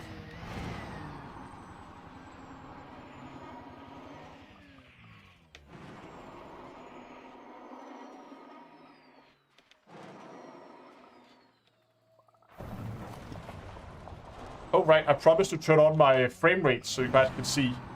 You can see down in the corner there. We're out right now on an atmospheric planet, and I'm getting 82. See if we get closer to the surface here. 90, 100 frames a second right now. And I'm running the game in 4K, by the way, and pretty much have most of the settings cranked. And I'm running on a 2080 Ti. Let's see when I get out on foot if it changes. It briefly did as we loaded it, but mostly, as I said, running in the 80 to 90. With FSR, yes, this is with FSR.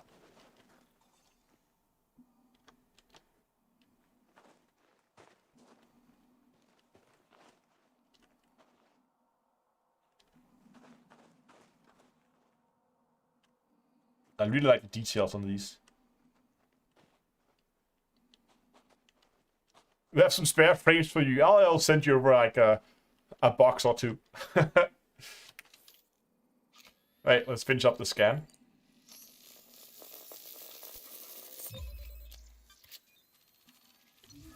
It does look very sandy. But we are also on a rocky world, so we probably expect it to be very sandy. I just want to show you guys something, actually. Now that we are looking at this anyway. Elite, Odyssey. Post update 6. Pictures. Okay, so I did some tests with the different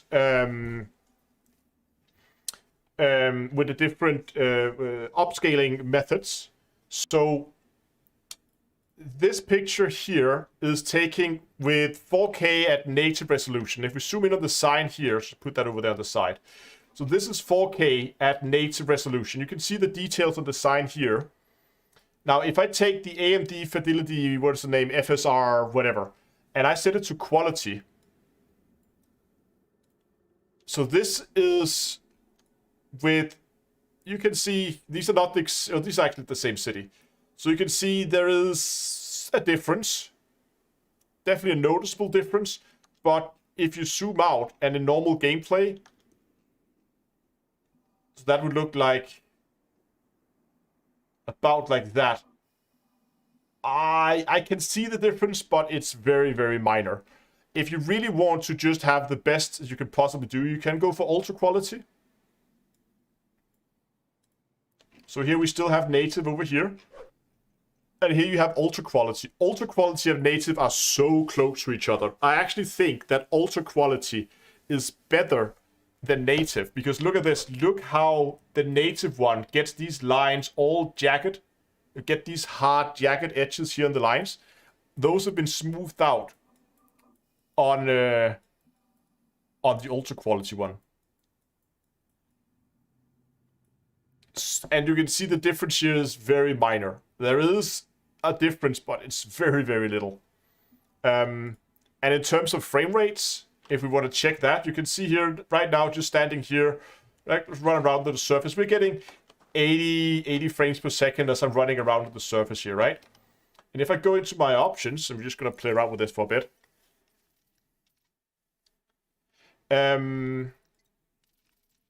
You can see here I have it at quality. If I put it up to, if I put this, hold on, let's put this to normal, to the native one. So now we're running it natively. You can see here running 60 FPS now. And pull around 60 FPS here on the surface, which is fine. But it's still 30 FPS lower than what I got with the other one. And if I wanted to sacrifice a few more frames, I could put it up to ultra quality.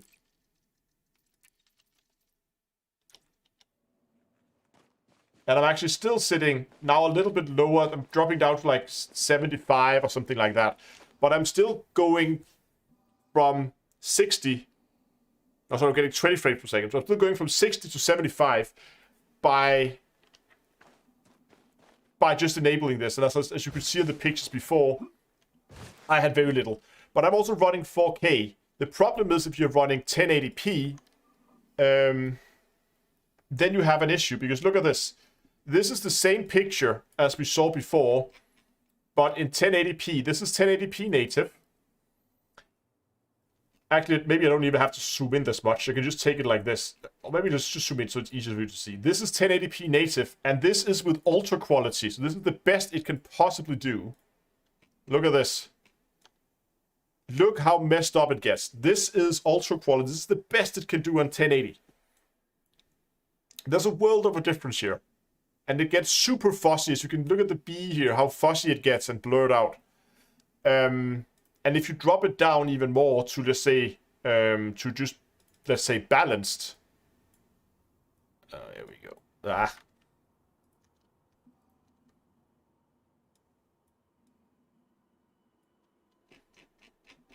Look at that. It's unreadable now. So if you're using, again, I have a video coming out where I'm talking about this. If you want to use the FSR, you need to be running the game at either 1440p or 4K, or 8K if you're that insane. But anyway. So that's the state of it.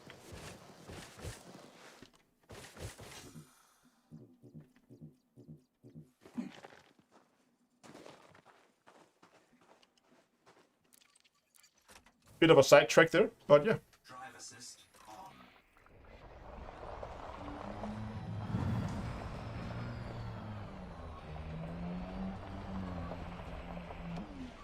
No, I would imagine it's not super great in VR.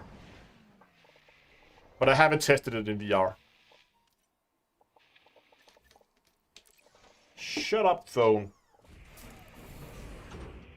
Just kill that so it's not making any noises. Do not disturb for the next, 4 hours. There we go. Landing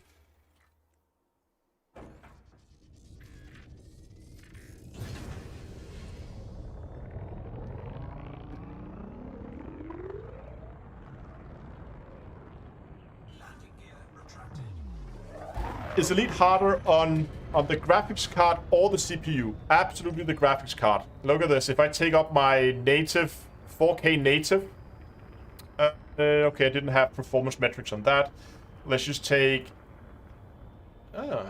okay, those are not on the screenshots. Interesting.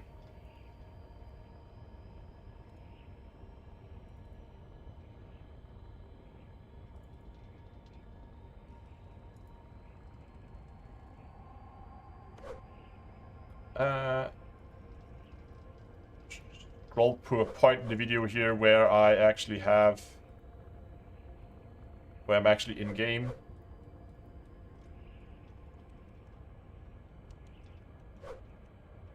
I need to go further back, I think. So much video. There we go. There we actually in game. Now you can see the performance metrics up here in the corner of the video. And you can see here that standing on the surface, I'm using 84% of my CPU, but I'm only using 12%. Sorry, 84% of my GPU, but I only use 12% CPU. So it is very GPU bound. FSR is working in Horizon or only, I believe only Odyssey at this point, but you're getting the Odyssey graphics in Horizons later. Okay, that's... Look at that. The system, next system has a Dyson sphere in it. It has health. I have a 1080 Ti. I don't think I can run it in 4K. That's going to be a bit of a stretch, I think. Frameshift drive charging.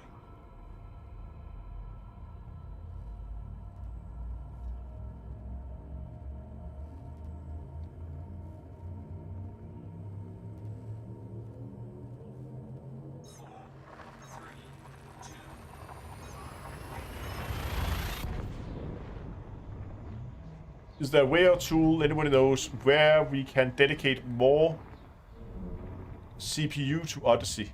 Not that I know of.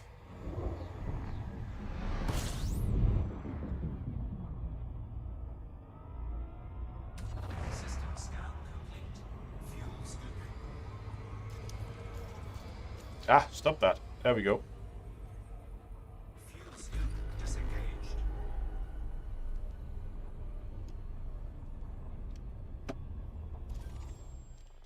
Nothing here. Frameshift Put drive the FPS counter on. We're off again. We're in space now. It's not very demanding.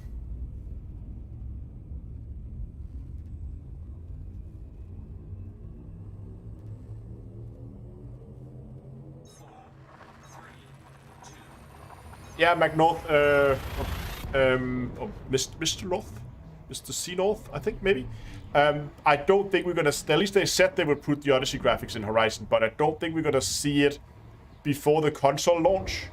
And at the console launch, I'm expecting they would have performance optimized this so much that it's not gonna be an issue. fuel scooping. System scan complete.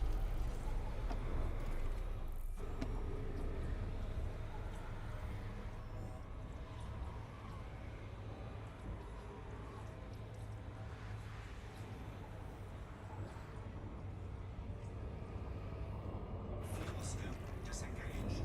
Frameshift drive. Yeah, you're right. Security says over on Twitch that you can either try to change the affinity mask or you can try to change the priority of the executable. That's an option, of course. Though I would expect the default affinity mask to be covering all calls, so it would be weird if they apply an affinity mask to it. But the priority, you might be able to do something there.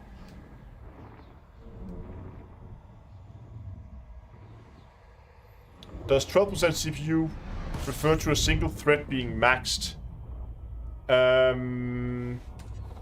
don't think so. Hold on. Hold on. It's on the other screen. Fuel scoop disengaged. Just get my my task manager over here.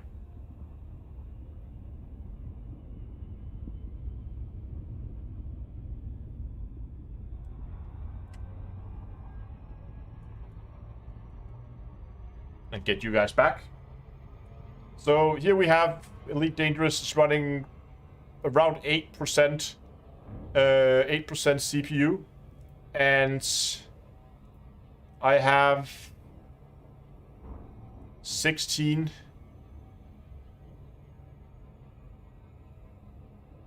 That is actually about 8%, isn't it?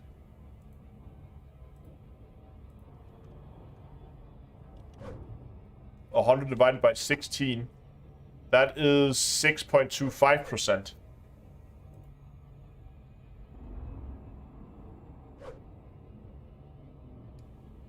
So, yeah. But I don't. There's not a single.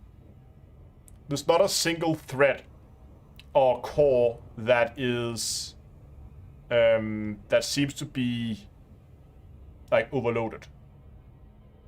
You definitely see things that have been spread out to the odd ones, probably because we have hyper threading, so it's splitting it up between to multiple logical processes. But yeah. Frameshift drive charging.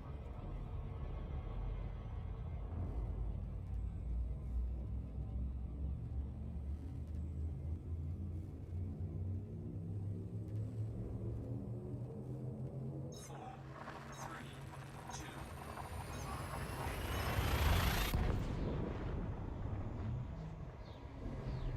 Temperature of my GPU. Oh, now we're beginning to ask the hard questions. Hold on, let me just try to not crash into a star here.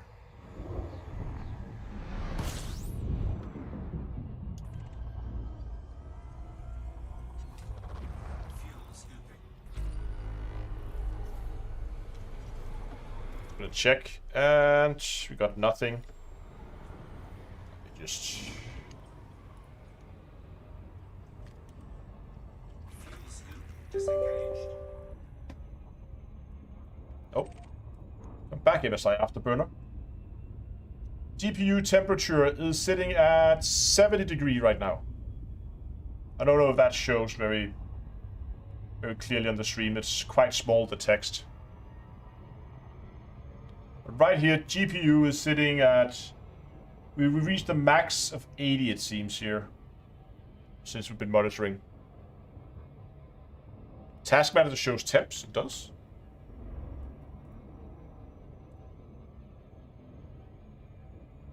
Where? Oh, resource monitor.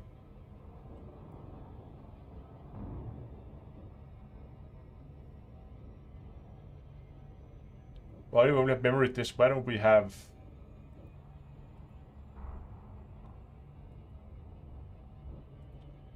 Oh, right. Yeah, GPU, of course. Oh, it does show temps here.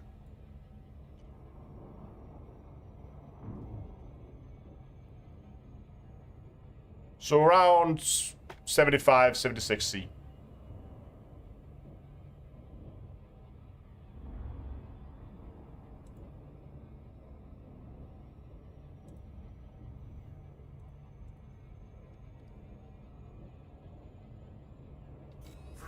Which is not too bad, I think.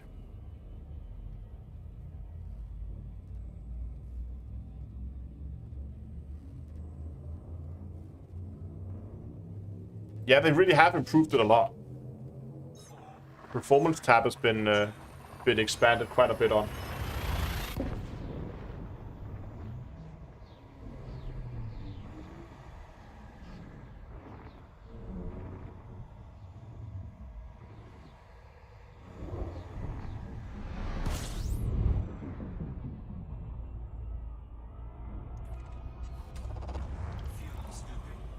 See what we got in this system.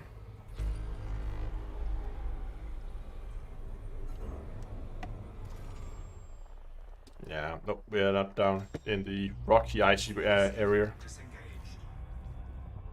Right, right, Dongle. While we are heading, we have 18 jumps to our first waypoint. When we're heading there, do remember that even though we have hit the like goal, I would still really appreciate if you will help with some likes on the live stream and maybe even a subscription if you really enjoyed the channel. If you haven't subscribed already, really appreciate it. All helps to get everything ranked in the almighty algorithm. And of course, because we already reached the like goal, there is a discount code on the merch store. So if you're interested in some merchandise, you can go over to d2eastore.com and you will get 10% off if you use the code AWESOMES, which you can see in chat, posted by Dongaloro. And that code is going to be valid until the end of the live stream.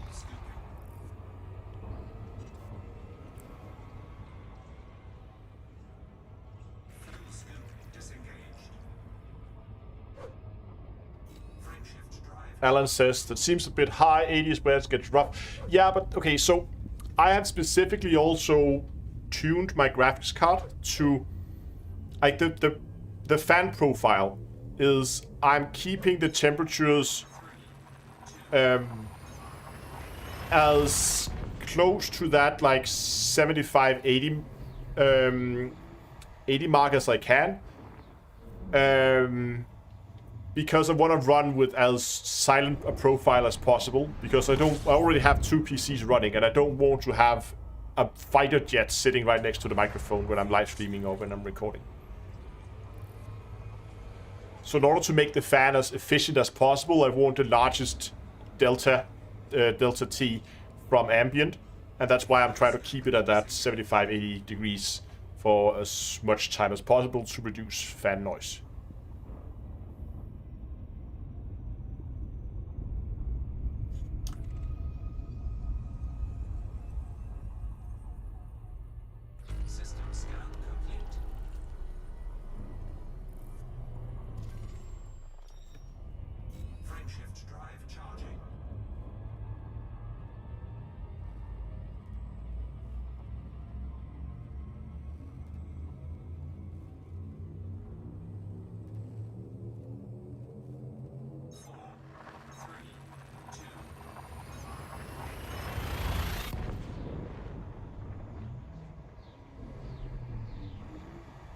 AC units is louder than the PC. Yeah, we don't have AC units in Scandinavia. We have, but they're very uncommon in households.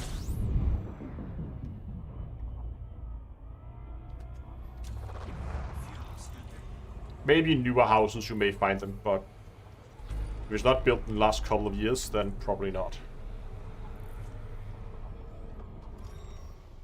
Oh, that's outside the range, isn't it? Yeah, that's gas giants. Thought we had something there, but no.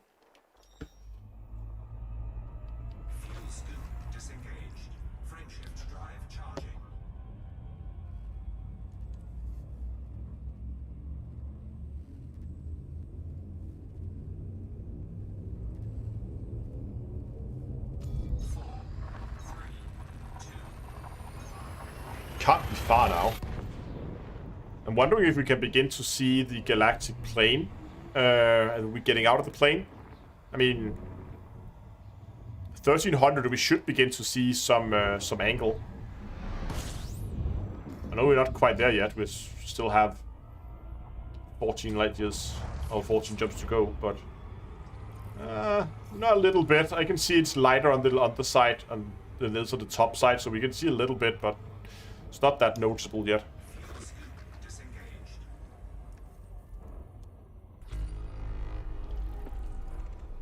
Oh, there we go. Water worlds. 2 water worlds, it seems. Get on it. Let's go. 21 bodies. We have some scanning to do. Okay. And there's a B star, and they're probably all around the B star again.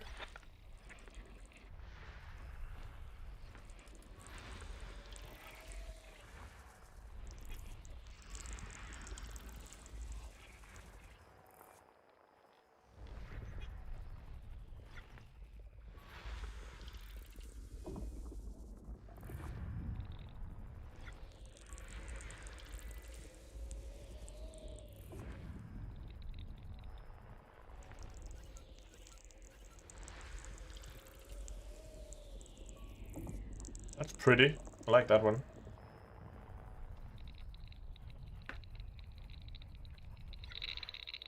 Some asteroid clusters in here. What do we have here?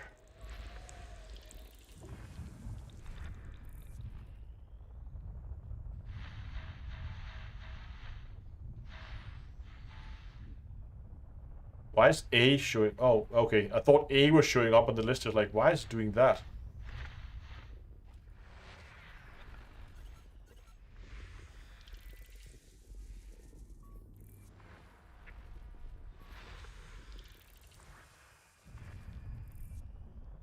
Okay, we're done this area. I have 10 to go.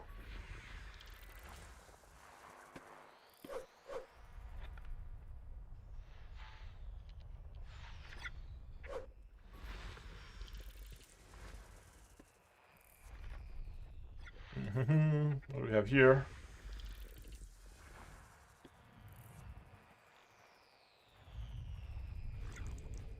Okay, we have some stuff that's hidden behind the stars. We need to move a little bit.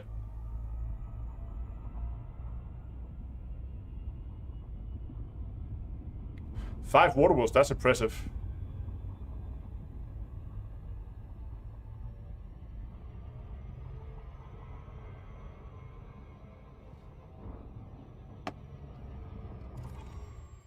Okay, should give us enough clearance. Also, there's 2 other stars here. There's 1 water world.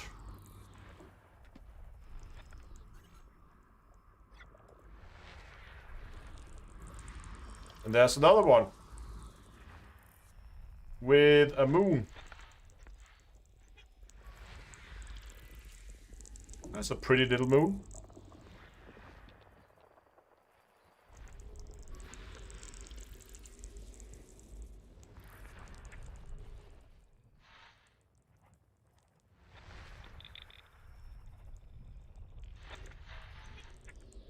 Oh, okay. Lots of planets here as well.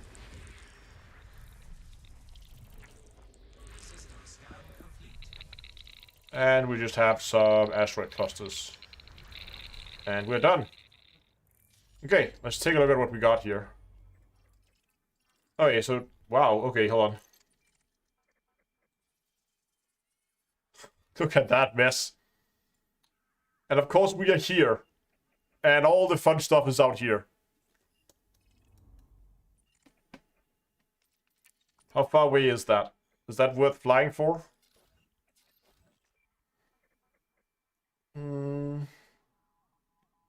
That's not too bad. 15,000.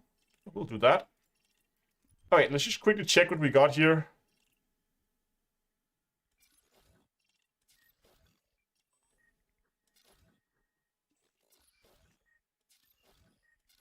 The main star has a number of high metal content worlds, none of which are terraformable. High metal content, high metal. This one could be interesting. We can land and it has another body. If they are close enough to each other, this could be a pretty sight there.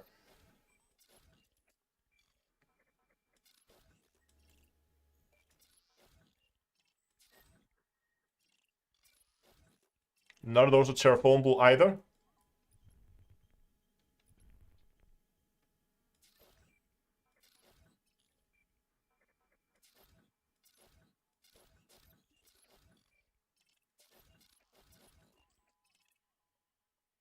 Okay, that one is terraformable, so we need to head out there. So number 3 there is terraformable. And so is number 4.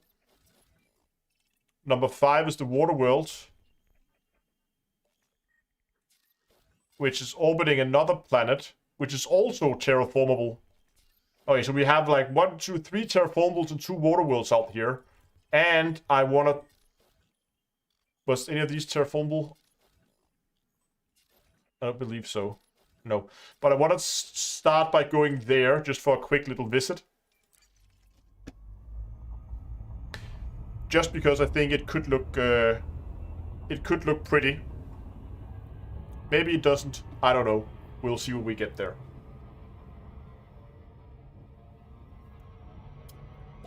Time for more water. Gluk, gluk, gluk, gluk.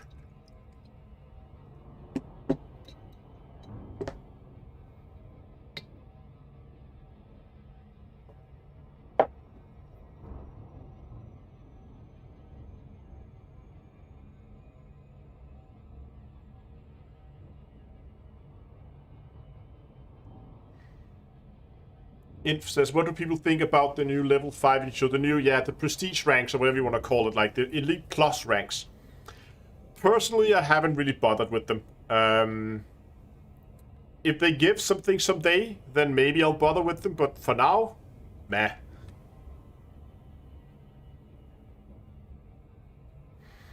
Should I scan high metal content versus metal rich? Scan the ones that are terraformable. You can see what we were just looking for here. I'm just gonna...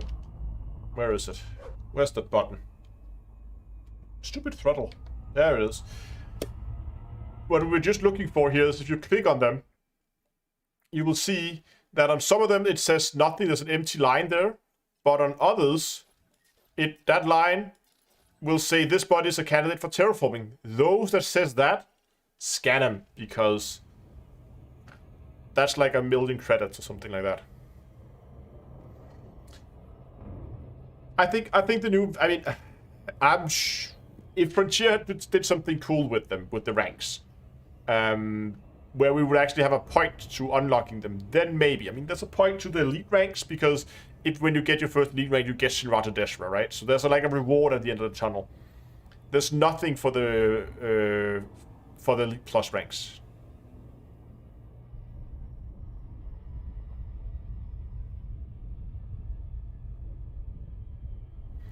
That's a good point, Andrew. And so Andrew making the point that they visualize some progress you're making beyond elite. That is true.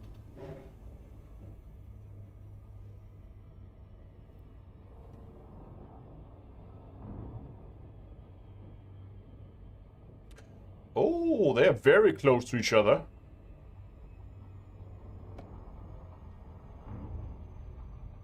None of these were landable, were they? Oh, this one is. Oh, we can get some cool shots of this, I think.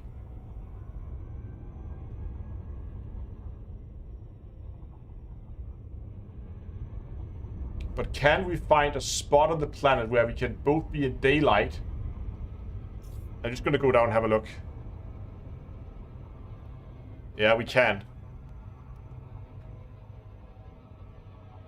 Get in. Again, gotta go down close to these mountain ranges here. Oh, let's just map the planet first. Made an absolutely mess. This is gonna be a difficult one to map.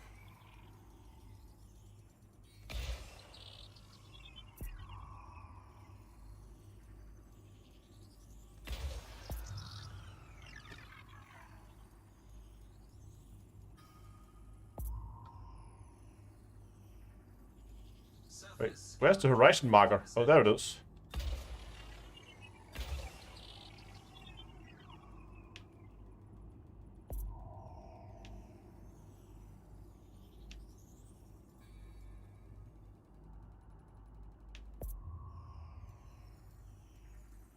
It's difficult to scan it when I'm this close. I'm not gonna get efficiency bonus out of this.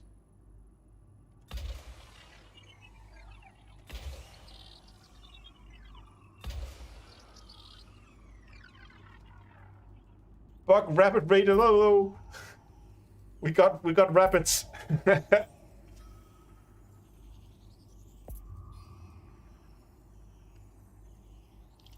scan complete. Oh, we got lava spouts here. Oh, that could be cool.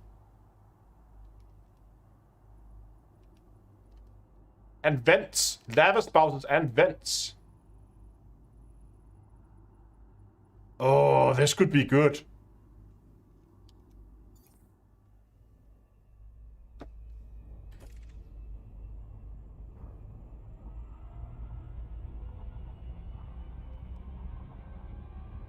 Orbital flight. Gonna set it down on the far side of these mountains here. Oh, yeah, right there at the foot of the mountains, there's some deep blue areas. Let's go down there. E-box rapids. I have... No, the bunnies are gone. Okay. Otherwise, I would show you the bunnies. We have bunnies. I demand to see the lava spout. We will see the lava spout. We will see... We'll fight volcanoes and we will try not to run into them because I don't want to die.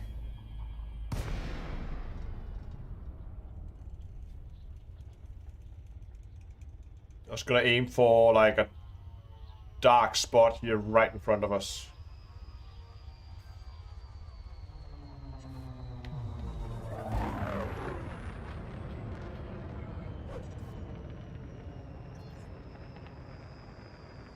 No, no, not Earth-likes. This is not an Earth-like. I did it again. I did it again.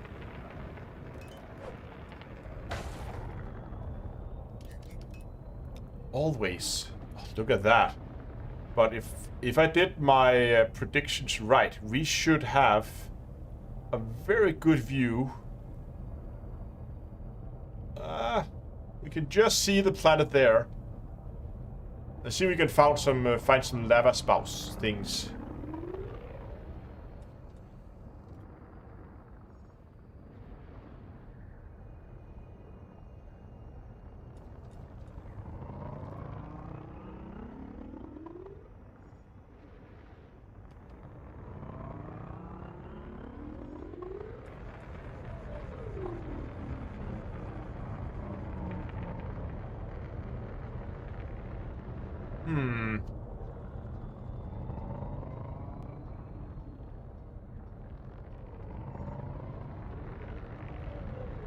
I am not seeing a whole lot of anything here. Is the dark the bad area? Should we go to the light areas? That's how it works?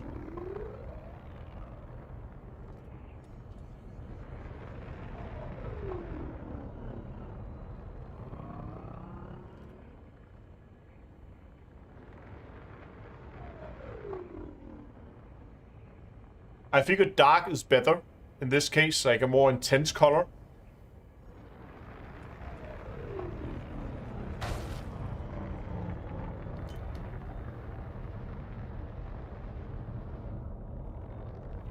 Headlights. I don't think headlights gonna do much here. We have plenty of daylight.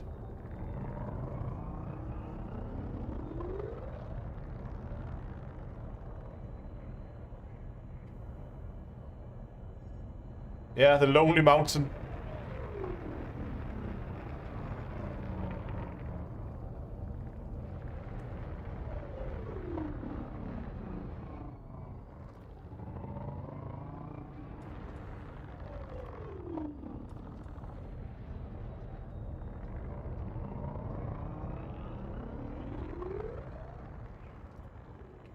Okay, I think maybe we should try to drop into some of the lighter areas because I'm not seeing anything here, or any of them. There are 3 different types of things here. So I'm just gonna clear the mask lock here for a second.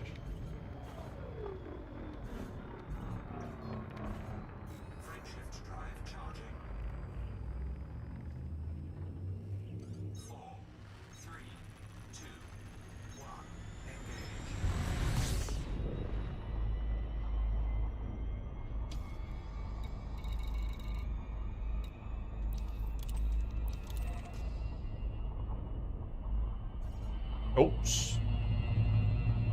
Little... okay, we're 12 kilometers up. That's fine. Okay, so that light area there was a very light blue color. Let's try to dive into that area then.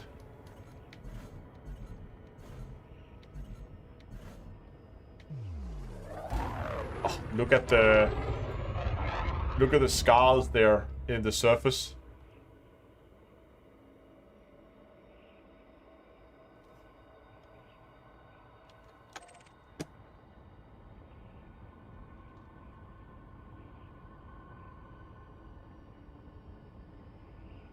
Yeah, caves would be awesome, I agree.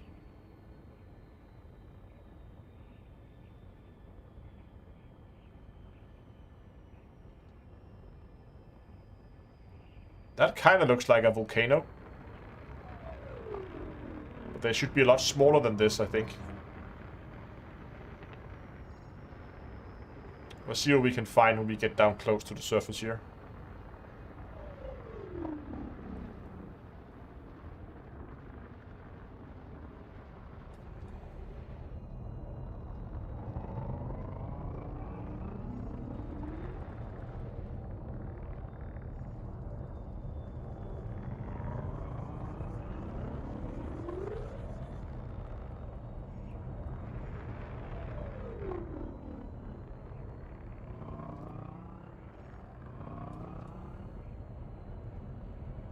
Not seeing a whole lot here.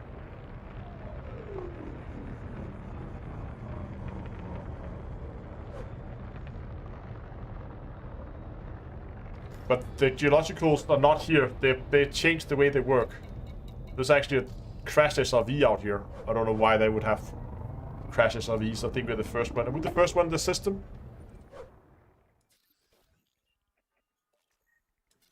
We are. Nobody's been here before.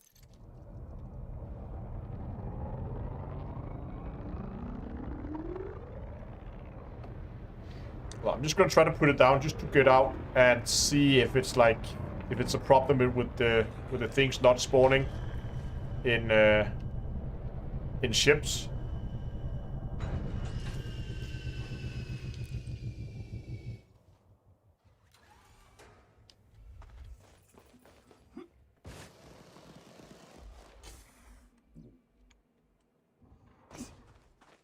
And also to get the first footfall on the planet here. Ah! I want to get up at the crate. Should be able to jump up on the cockpit, shouldn't I? There we go.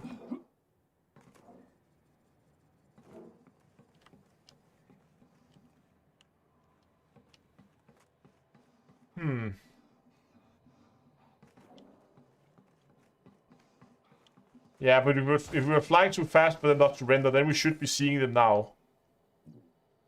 What is that? Looks like a little dust cloud or something.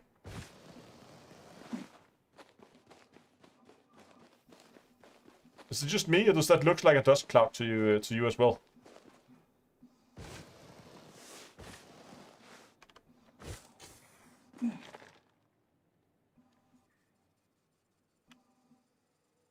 Oh, look, it's actually moving.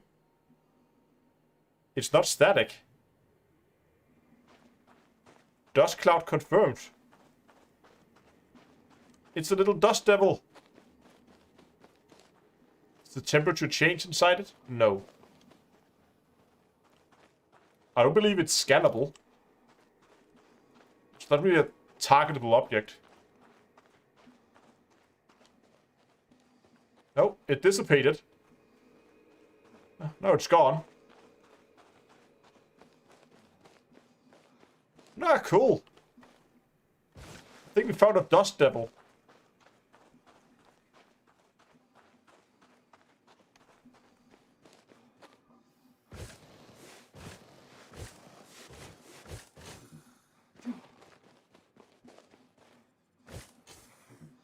I like how the different colors here, I'm just gonna run up on the hill over here. How the different colors kinda looks like it's an ocean.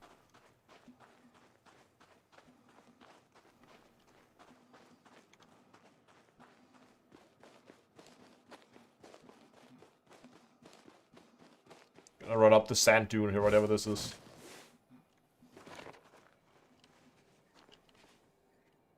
Oh, see, there's another one.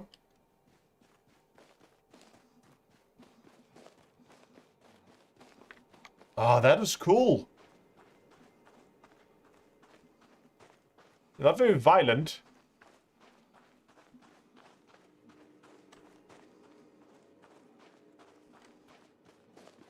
No suit upgrades on this suit at all. This is completely stock. Oh, there's a big one.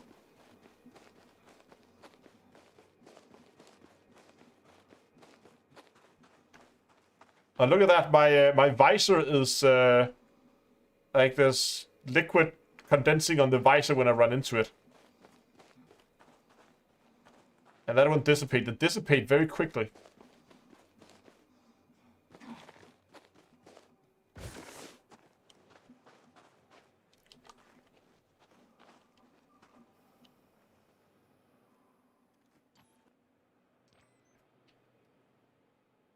But I like how it looks like an ocean out at the distance there.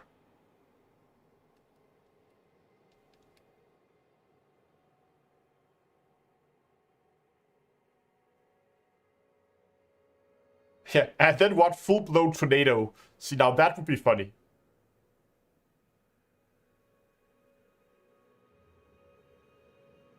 It kind of looks like it. Not. I mean, you can see it's not an ocean. There are mountains in it, so it's not. I mean, if a tornado suddenly spawned, or just some kind of like, yeah, like proper dust devil, I would be probably scared then.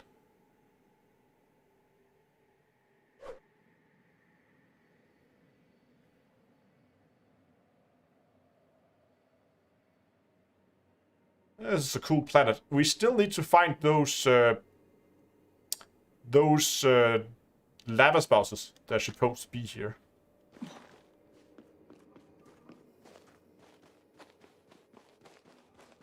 Yeah, it's probably a thinner. It's a very thin atmosphere, so you probably wouldn't have violent. But again, they've seen them on Mars. I mean, we have videos of like proper, not like tornadoes, but like smaller tornadoes. Actual dust devils happening on Mars. But again, I guess Mars's atmosphere is probably denser than this.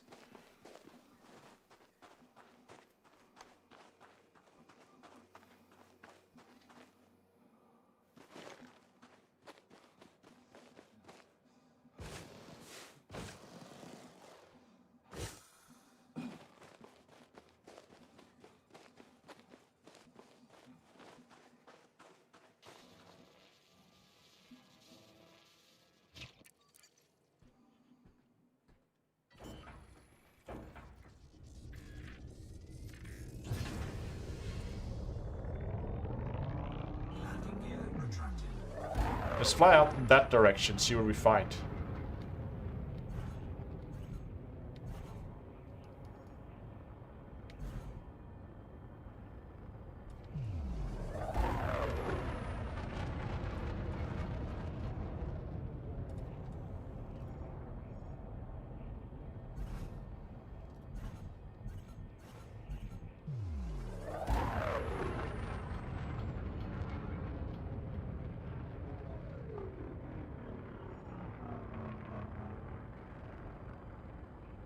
This is a great phantom.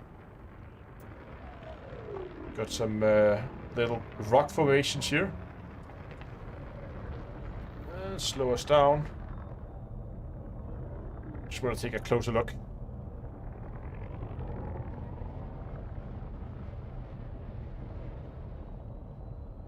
Mars atmosphere about 1.2%. Okay, then it's not that far off actually. This might actually be more dense than Mars's atmosphere then.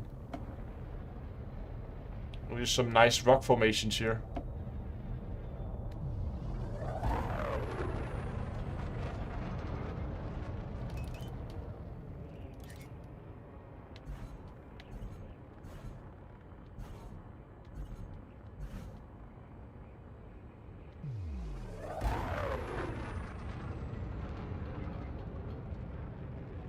What was that?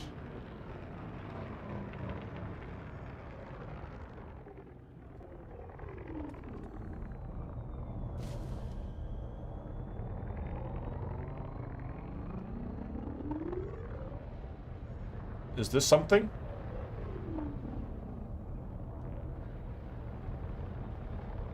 Or are you just rocks? Poke it with the ship? I think they're just rocks.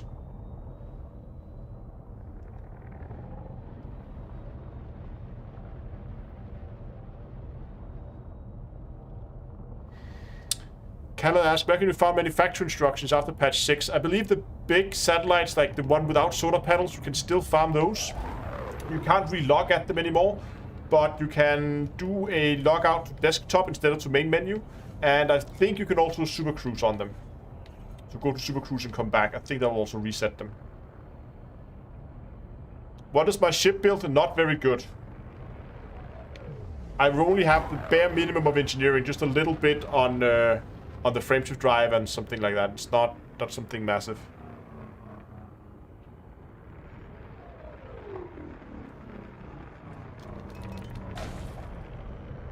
Oops.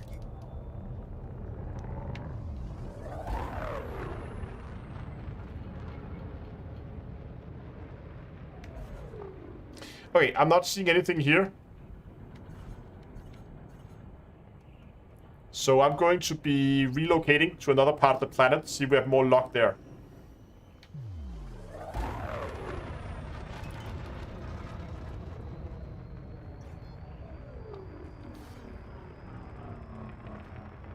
Frameshift drive charging. 4, 3, 2, 1. Engage.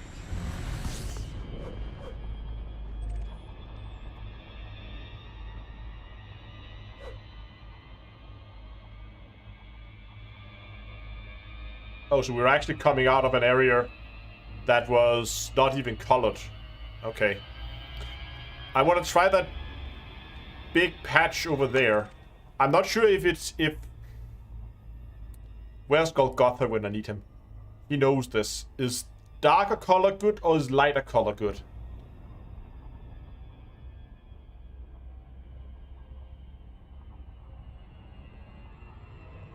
Yeah, I could get one of the special FSD, but I think I have engineered my FSD to grade 5, so there's not that much to gain there. But there's like 9-10% to gain.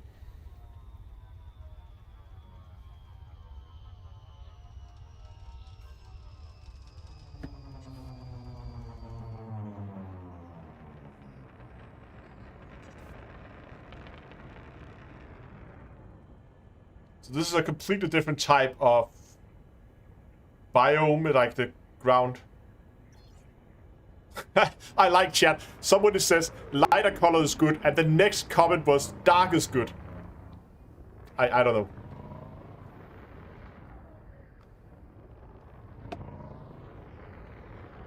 Hold on. Is it too? Let me just see if we have a guy on Discord who's been doing, like, I don't know, thousands of hours of exploring. If anybody knows, he knows. I'm just gonna see if he's online.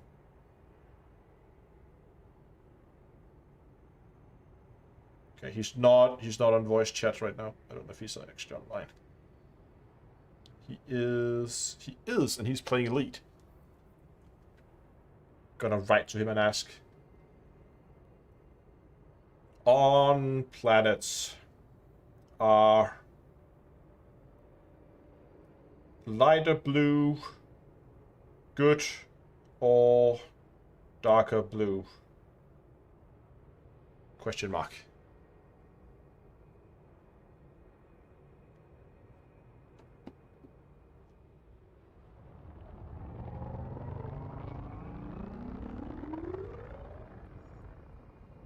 Let's get down close here. There's a cool mountain there. I kind of want to run up the side of that mountain, see if I can make it up with an Artemis suit. And those weird rock formations there on the side. Hold on, we're just gonna put it down here. Landing gear deployed. Hey, Golgotha is here. So when I drop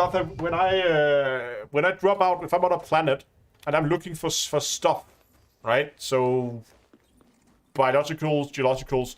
Do I want to go into the light blue areas or the dark blue areas? Which one is good and which one is bad?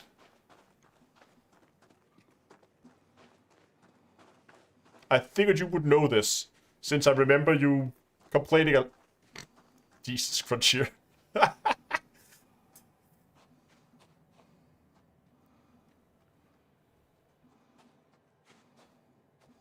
The greener shade.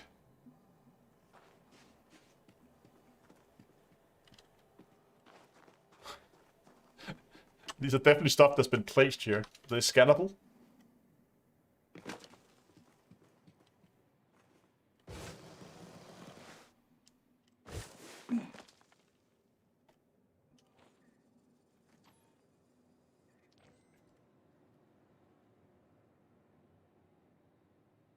Greener means lighter. Okay.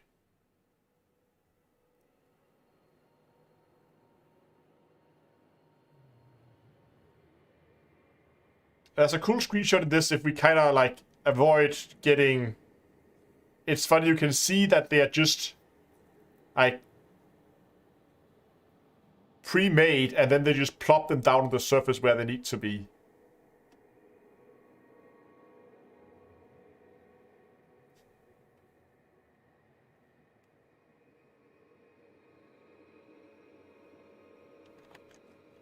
Okay, the one that's... Oh, ouch. Gravity here. Need to be careful. I'm just gonna go up to the top of this mountain here.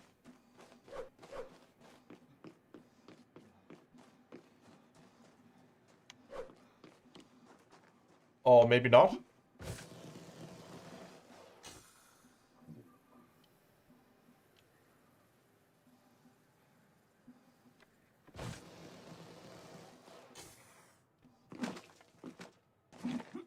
Did it do a better job with this one?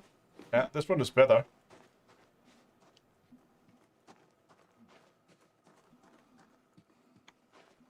I like those rock formations.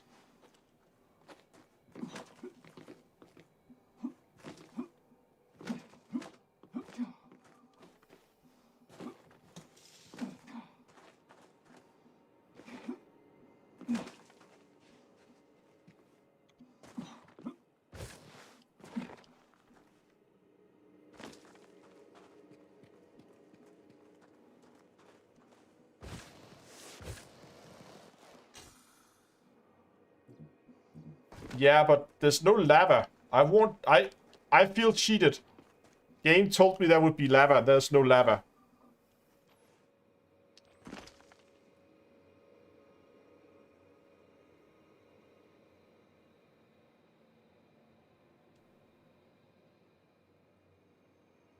But the view up here is pretty.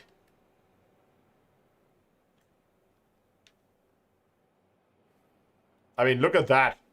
How can you not like that?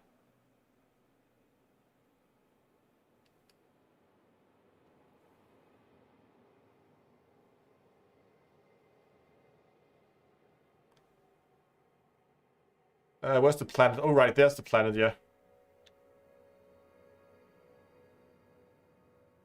That's a pretty neat view up here.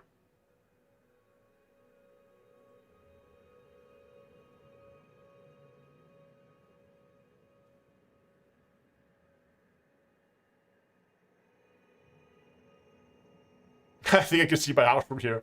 That would be impressive, as we are close to Colonia.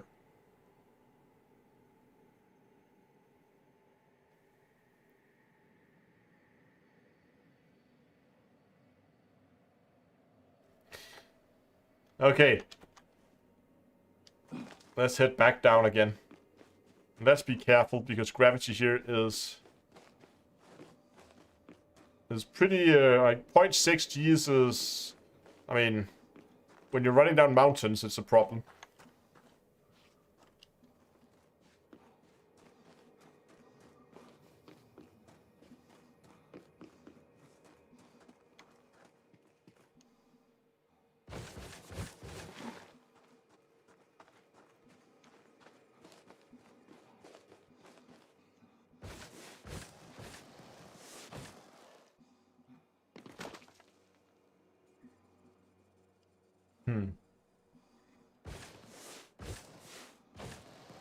Okay, I'm just gonna go back up so can help point out. So we're gonna go for green. Green is good apparently.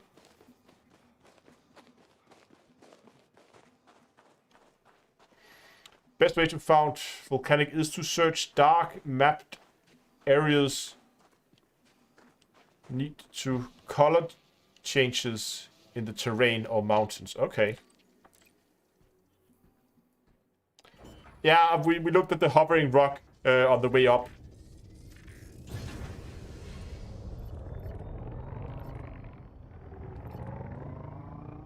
Wait, let's try to go back up again and see what we can find this time. Landing gear retracted.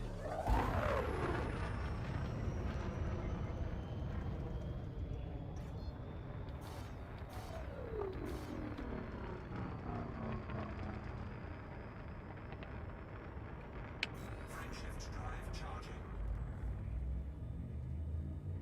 4, 3, 2, 1. Engage.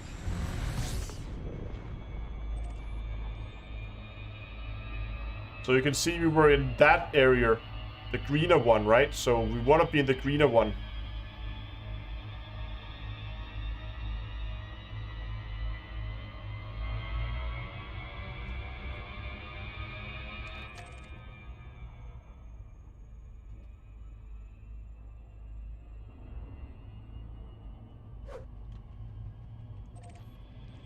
So, just to be sure, we're looking for areas like that color and not that color. Hey, John, that's correct, right? So we're looking for that over that.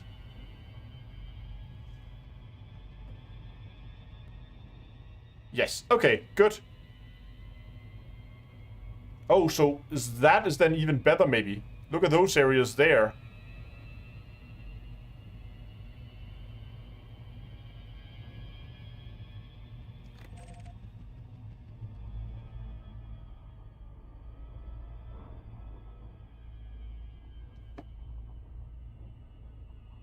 But there is no greenish. There's only bluish here.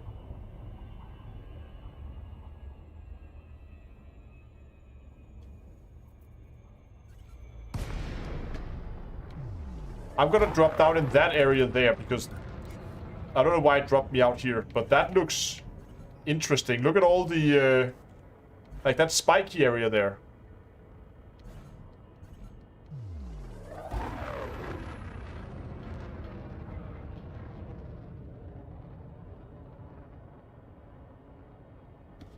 Yeah, hold on. Golgotha, I'm just gonna quickly jump on. Get over on that.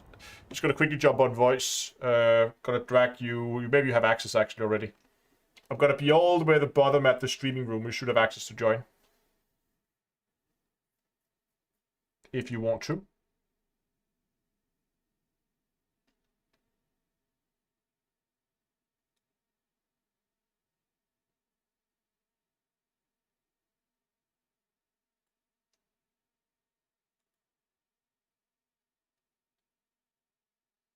Yes, in Discord, all the way at the bottom. Below all the lowest possible channel you can get into.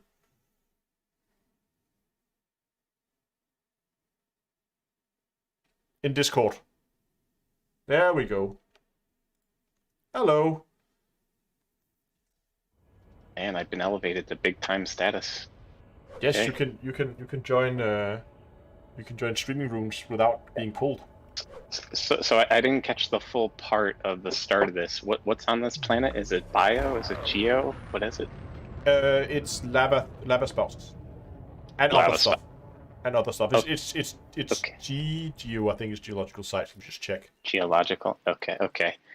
So I saw a number of folks kind of talking about it. To me, it looks a little bit like there's a tint of green in the blue. And you could call it teal, but it's definitely not the dark blue, in my experience. And then the other thing, so yeah, generally you want to look for that teal because there's a much higher chance that you're going to find something. And then the other thing you'll begin to notice is depending on what you're looking for, the surface texture will tell you something whether or not it will spawn in that area. So, for example, you'll find, as you know, I've looked for a lot of brain trees and have found those. And when you get a surface that looks like it's like a bunch of like how the best way to describe it is like mud volcanoes that are defunct. They're like kind of like these, almost like where they're like they look like they could have been something. Generally speaking, there's not a lot of biology where there's like a lot of bumpy stuff, but there are exceptions. There are definitely exceptions. However, in this area, you might find some of that geology stuff, though. That Most would make certainly. sense. That's so Yeah, it, yeah, like so it makes sense that areas like this. I'm gonna get on the top of one of those peaks. By the way, they look amazing. yeah. You'll begin to notice as you do a little bit more exploration, like what kind of surface features will indicate is there going to be something here or not type of fare. This like areas that are super densely packed with like kind of those, I just call them old defunct mud volcanoes because no one's really come up with a feature name for them. It doesn't seem like there's a lot of stuff that spawns in there. But this is not super densely packed where you might actually find a lava spout. It might be a slim chance just based upon the features I'm seeing here and my own exploration. Sometimes too, if you can find when you're coming to a planet, you find a big one of those craters, right? And especially if the crater has teal in it, there's a high likelihood there's going to be stuff in or near that as well. Okay, then I might want to go there. Yeah. So pay attention to the color shading of the blue, especially like when you get to near craters, because the inside of the crater might be a different shade than kind of the outside surrounding the crater, and those surface textures will impact what spawns or doesn't spawn as well. Yeah.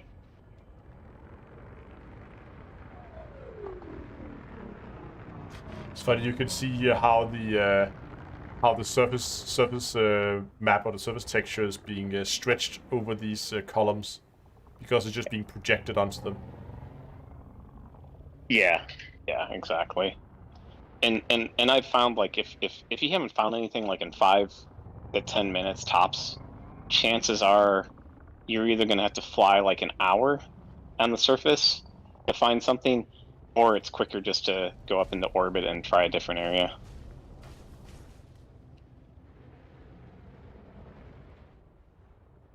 Jesus, I'm never gonna get anything up there. Oh yeah, and it's unlikely stuff's gonna spawn at the top of that. No, I just wanted to get an SRV or something up there, but Oh yeah.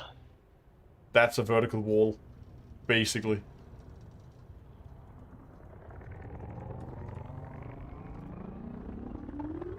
Yeah, the borderline disappointing cases part between is when green you're in the and ship blue- too. Oh. You know, you don't have a radar that gives you any indication of where the stuff might be at the surface level. Like with Horizons, at least you had that tiny blue dot that would be like, oh, here's a point of interest. That's Exactly. completely gone now. Okay, so this area seems to be pretty empty as well. There is a change in the surface, like the surface textures up ahead. I'm just gonna go over there to see if that makes any difference. If not, I'm just gonna go back up and see if we can see something from a higher orbit.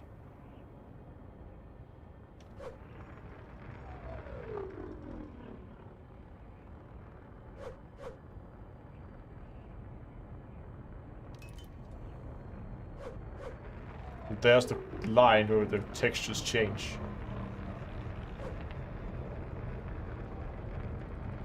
A lot of smaller rocks here, but still I do not see anything at all. There should be like 3 different types on this planet. I might have to go up and actually check that I set the filters on it right for the lava spouts. I think I did.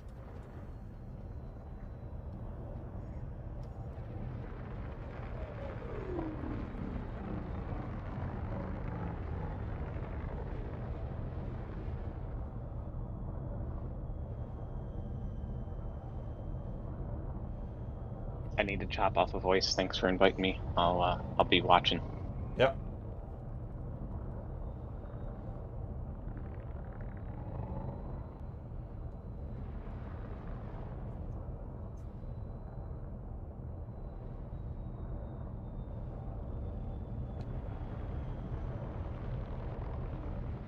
That planet still looks amazing, though.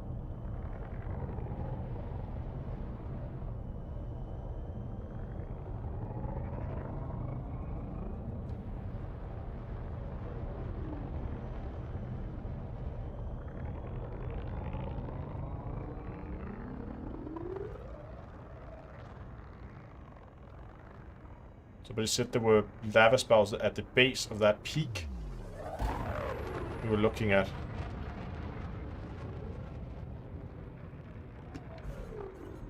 Okay, let's try to go back to the mountains.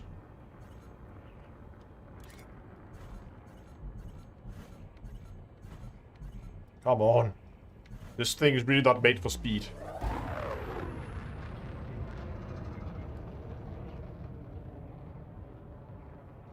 Gotta go for that spiky boy there.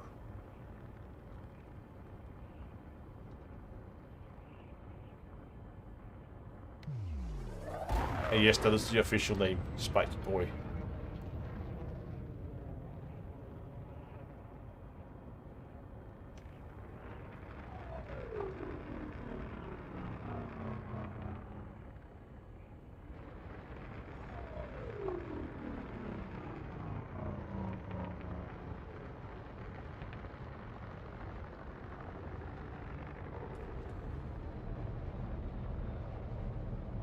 You can see how the texture's loading in.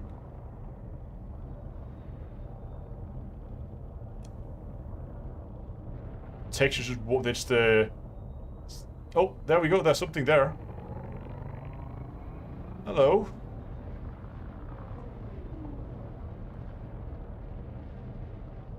I think those were the vents. There were also vents on the surface here. Landing gear deployed. Unsuitable terrain.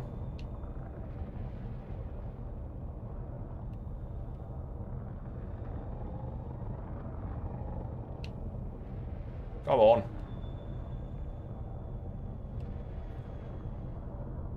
There's a spot there.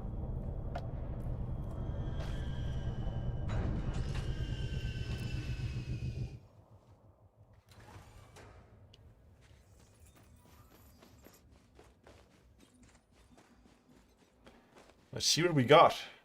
Those would be geysers, I think, yeah? Yeah, and there's another floating one. Oh, there's another one. There's one back there.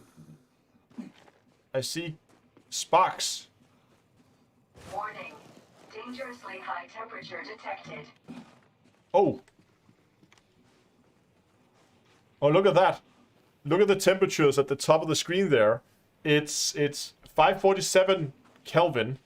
But as I walk over and I step onto that, again, it's floating, which is a bit of a shame. But that's definitely one of them.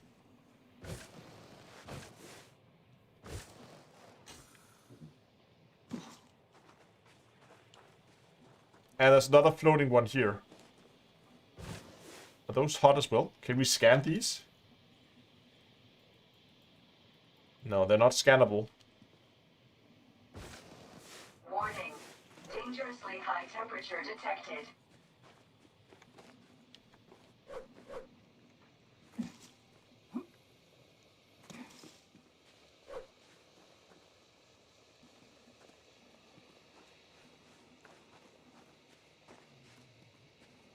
Yeah, not with a biosample. We can probably scan them with the SRV. Yeah, geologicals, yeah. I just wanted to see. Maybe, who knows. But,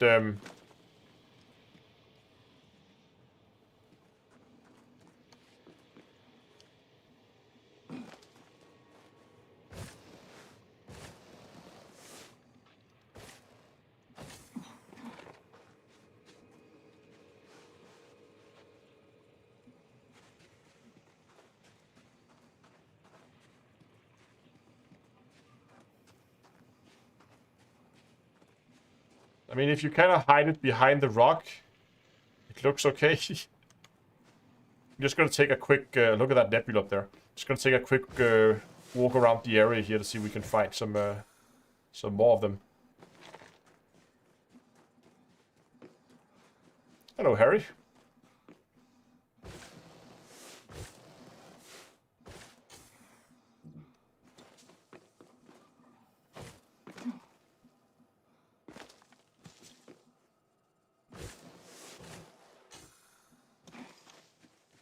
There is some problems with the LOD blending here, the level of detail blending. You can see how the textures, the details, like the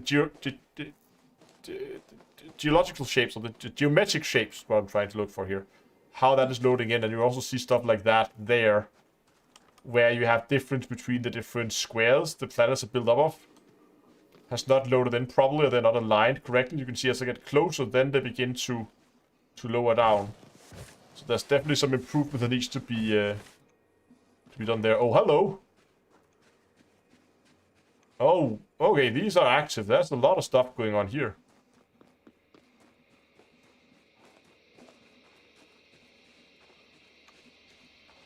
And these are the crystals we can shoot. Aha! We actually shoot them with and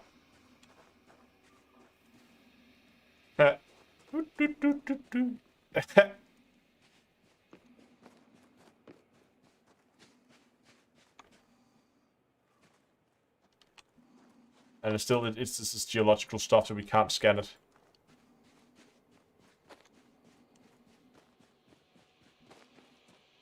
There's another geyser here. I haven't found, still only found the one lava spout. And that was a very small one.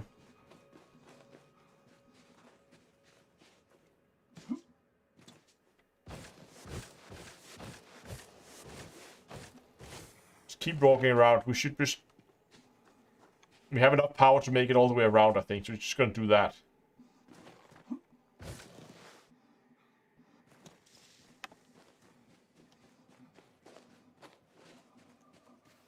What was that? Warning. Dangerously high temperature detected. Why here?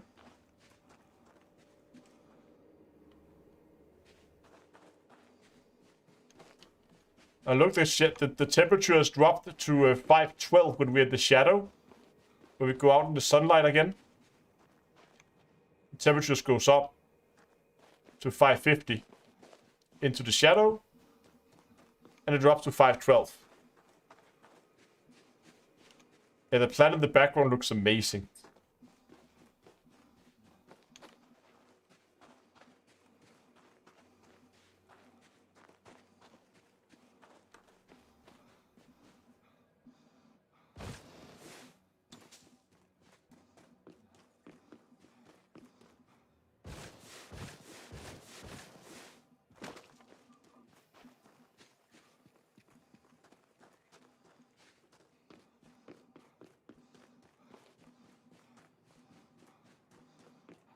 Yeah, no, the atmospheres get like that.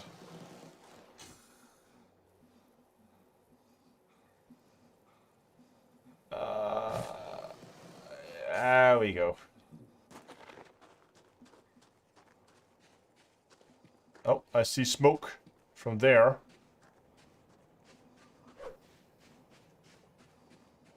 There's something up there. Oh, and also see sparks. I think we got another one.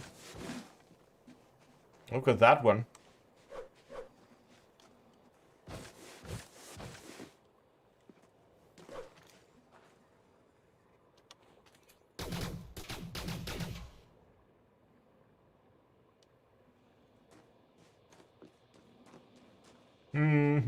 What do we have here? Oh, there we go. See, now this is more like it. This is what I wanted to see. Warning. Dangerously high Oh, temperature look at that. Look at the temperature. Warning. Extremely high temperature detected.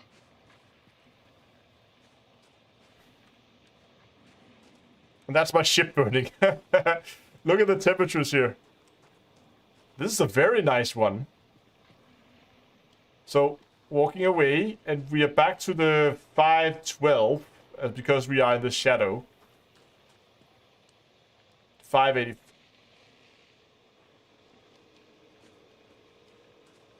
Warning. Suit thermal limit exceeded. Uh-oh.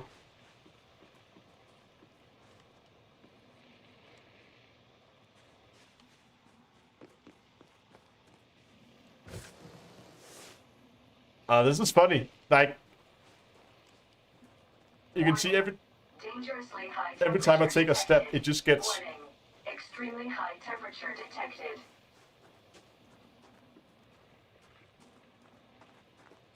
Want yourself barbecue? I wanna have a better look of it. Maybe I can go up the hillside here and get a look down.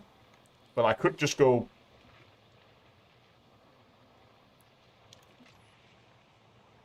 let's turn the lights off.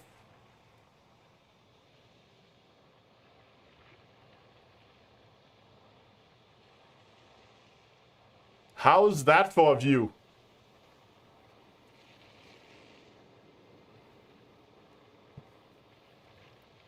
Look at that, though.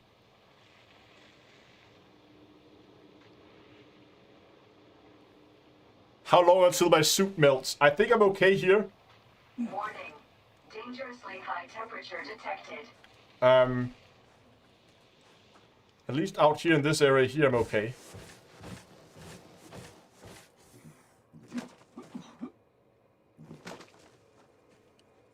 You can also feel the planet is getting warmer. When we started, daylight was like 5:40 something, but it seems like the sun is coming up, so it's getting warmer.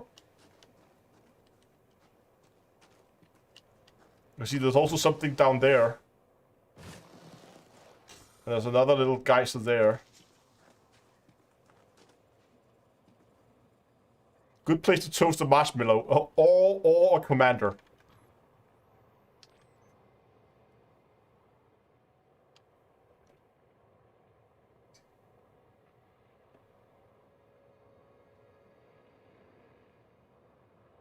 Something like that actually looks pretty neat.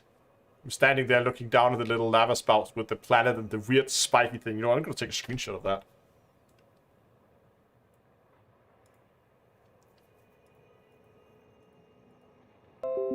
There we go.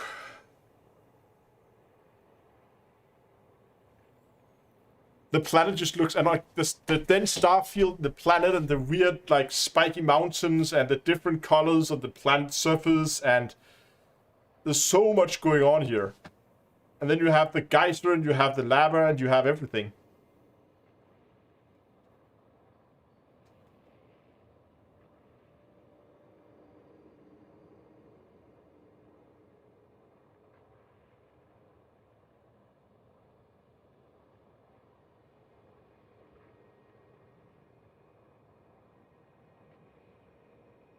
Yeah, Matsu says, this is why I love Elite Dangerous.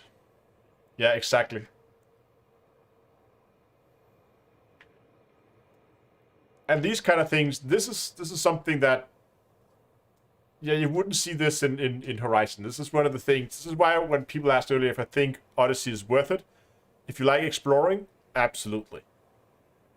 Because this is cool. Also see the planet is rising.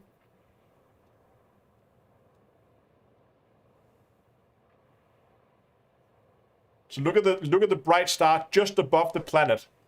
Can you see that little bright star at the very, very top of the planet, just about to be engulfed by the planet? And see, now it's gone. Now it's behind the planet. We can actually see the planet rising. And I'm pretty sure if we stayed here for a couple of minutes,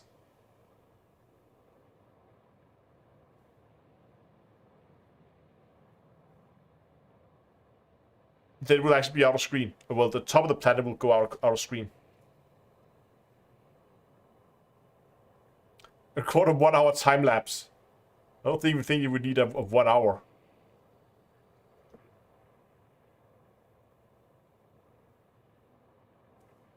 Let me actually first show you this. Look at this.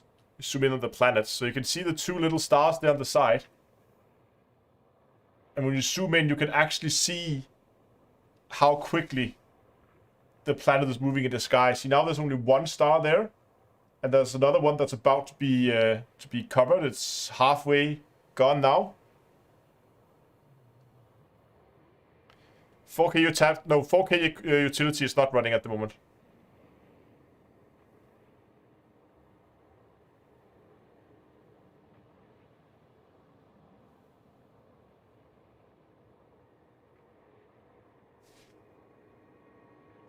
I wonder what the orbit time of this planet is. Dangerously high temperature detected. Wait, what? Why?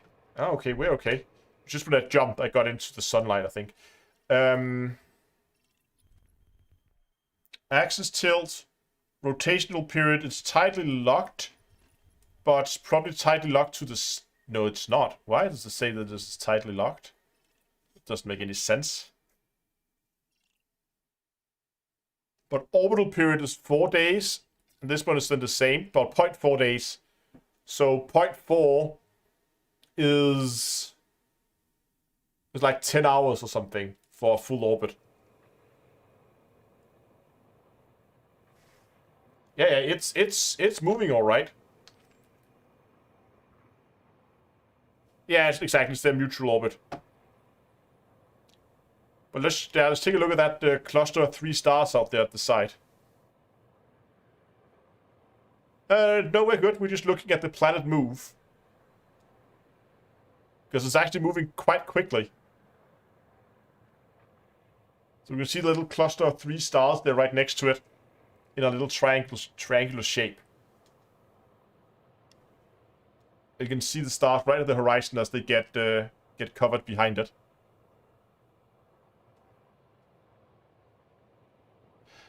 No, but if they were tightly locked to each other, then we wouldn't see it move. So I'm wondering what they're tightly locked to.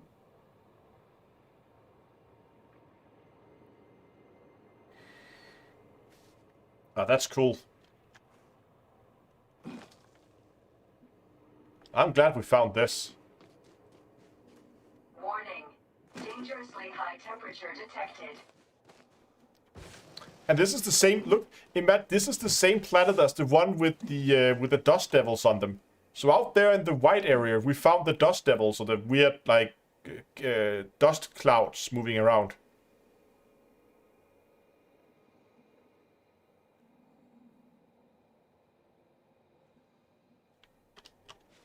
So just the different biomes. Oh, I need to begin to move back. I'm down to like 47% power, and I have half a kilometer to run.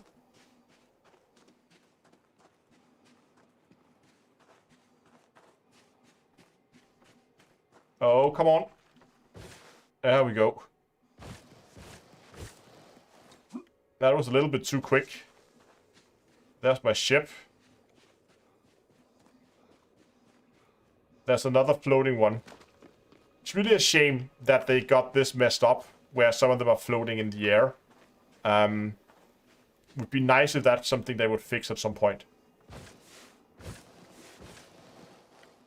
Yeah, we're gonna make it. We're gonna make it just fine. I just want to go back and get some power in the suit.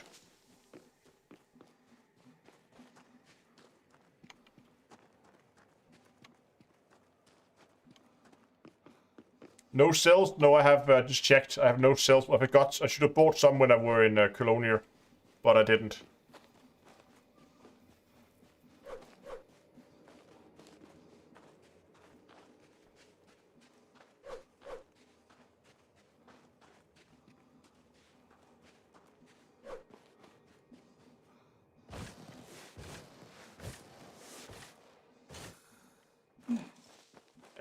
And you can charge up just by standing in the circle here.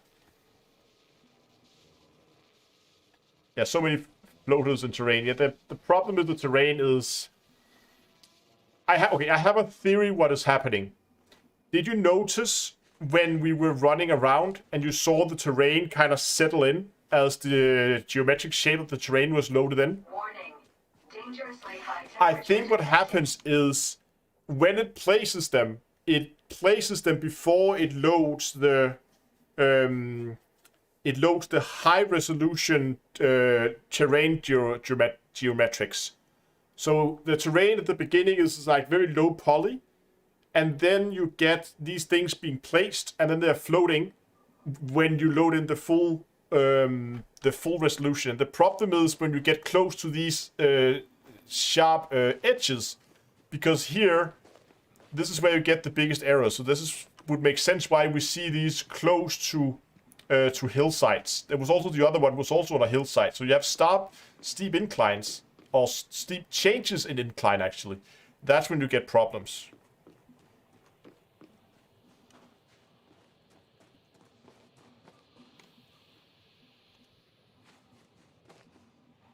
Okay, I got what I wanted from this planet. This was a cool planet. I really like this one. Steep gradients. Yes, exactly. So when you have... Let me try to explain what I think is going on here.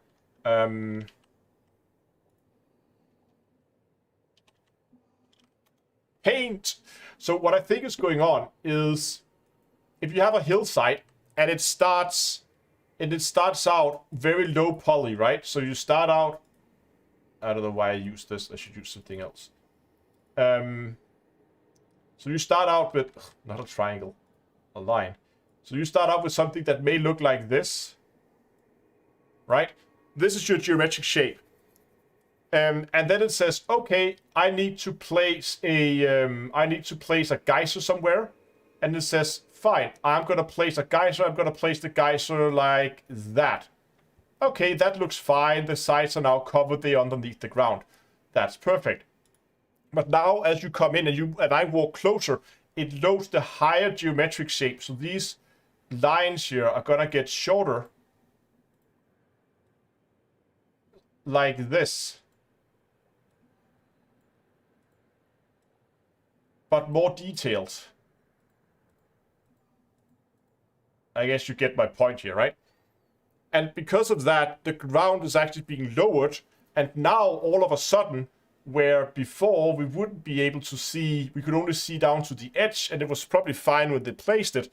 But now we could all of a sudden see the underside of it, which we are not supposed to. And then we can look up into it.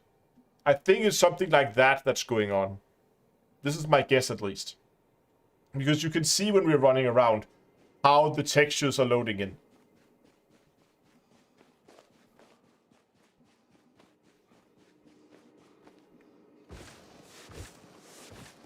See if we can make it happen again.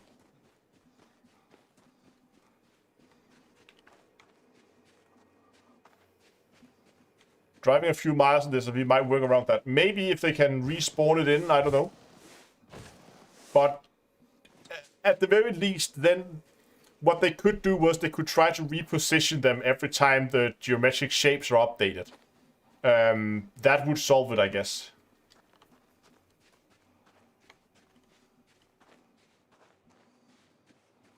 Yeah, exactly, Lone Tech. It's like compared to have more subdivisions in Blender, and you get more detail.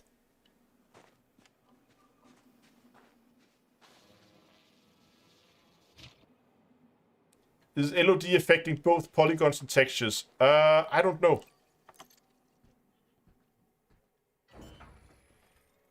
Or make the base deeper. That is also, but yeah, that would work too. Make the structure deeper. But the easy fix is probably just to force a reposition of these objects whenever you update the terrain. But I don't know if that's the case.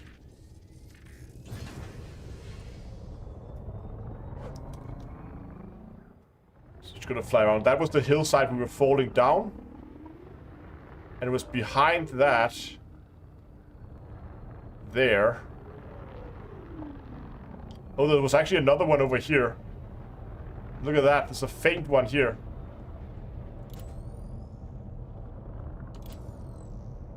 You can see how it glows in the dark.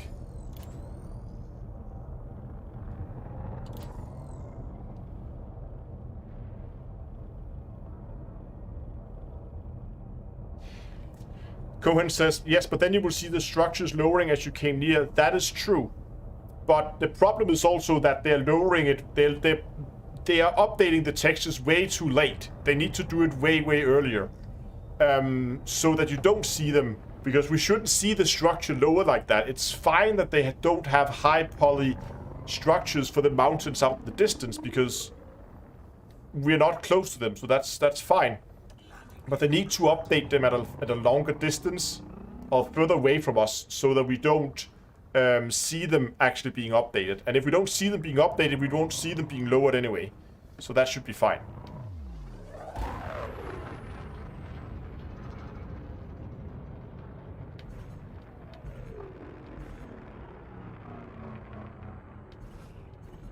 They probably do it later to raise the FPS. I think you're absolutely right in that.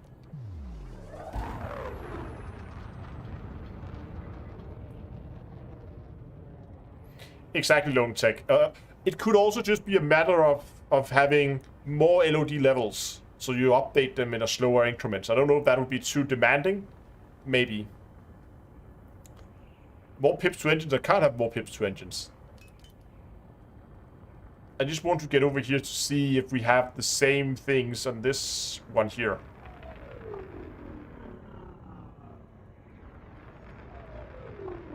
Yeah, there's one.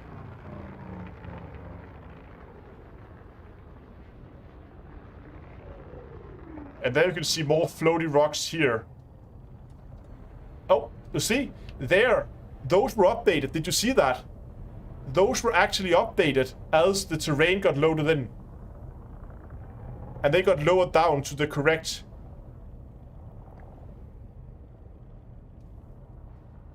altitude. And I think the problem is... You see, as the texture is loading in here, the altitude of these are not changed, and that means you end up with them. These are not. Hold on.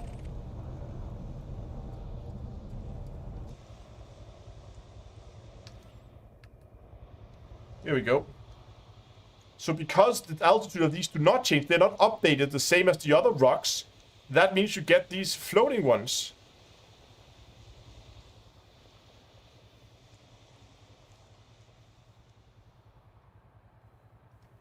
You can see here, just as I fly around with the camera, how textures are updated. Way too late. Hold on, there is a setting. Maybe we can fix this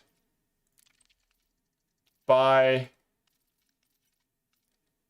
lowering the terrain works. Let's try this.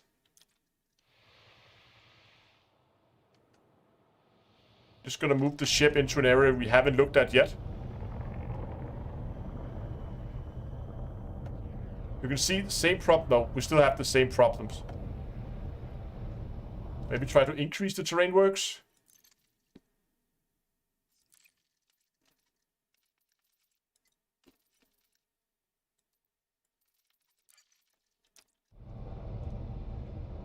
No, it's not working. Still the same. You can see. So you can see how the terrain is lowering around the different structures, and that's what caused them to float.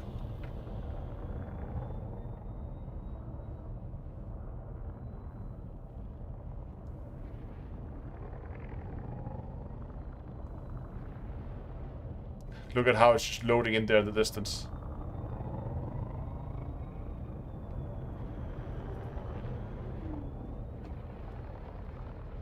Where was that, guys, there it is. Yeah, see, that's another floaty one.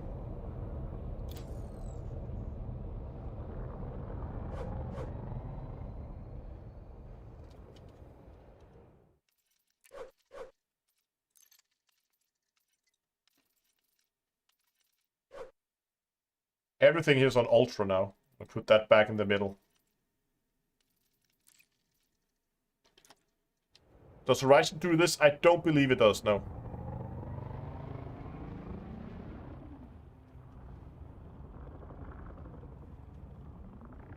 If I put my ship on the lava, it heats up? Really? 37% heat now?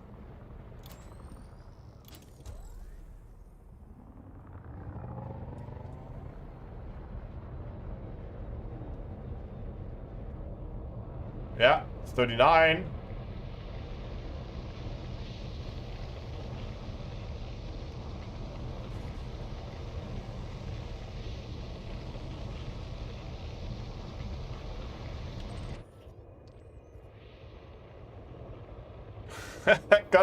got myself a little barbecue here.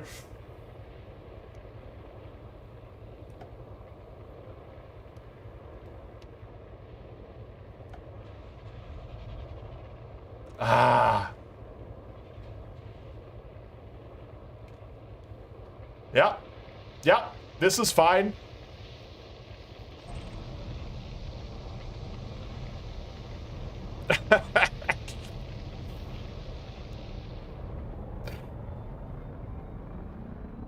And cool it back down again. Down to a barbecue. Yeah. Just gonna go up to the top of this mountain here. Whee!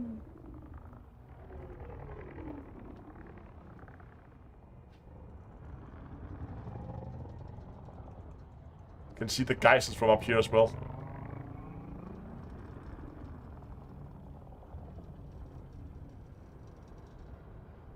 That's one way to get lit. Oh, really? Oh, look at that one. There's like a hole in this one.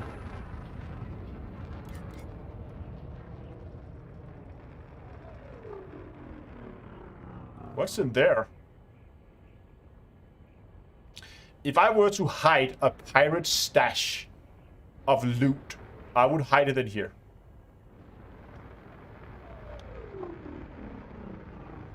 Oh. It's not a fake wall. It's stone, all right. Oh, there's a little geyser there. Another floating geyser.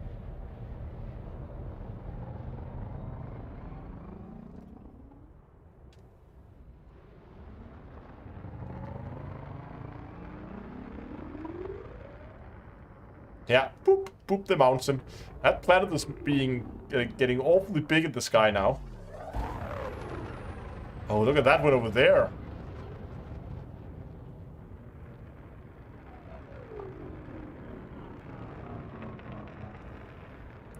This one looks like the top has been blown off.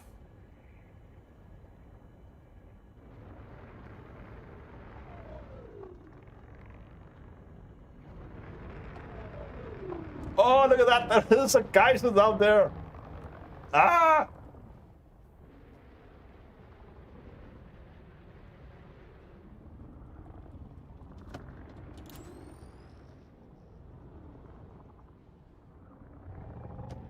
I want to find a way to get in there. It must be doable.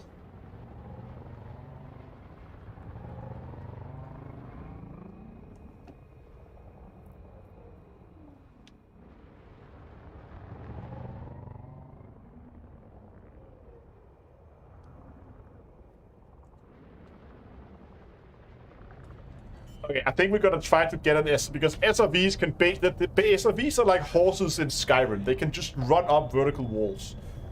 So I think our best bet to get up there is with an SRV. I need to find a place to put this thing down first, though.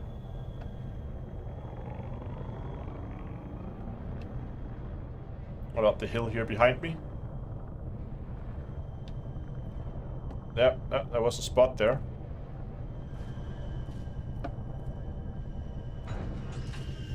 Okay, we need an SRV for this. Drive assist.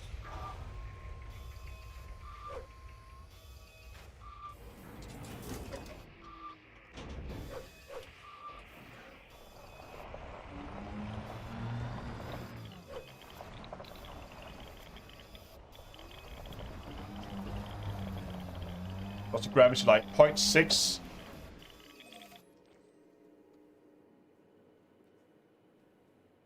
That is a bit of a jump. And we're not gonna get there like that, that's for sure.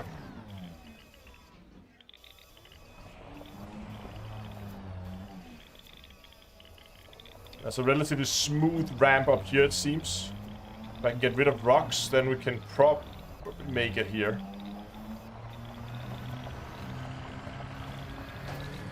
Ha! Great.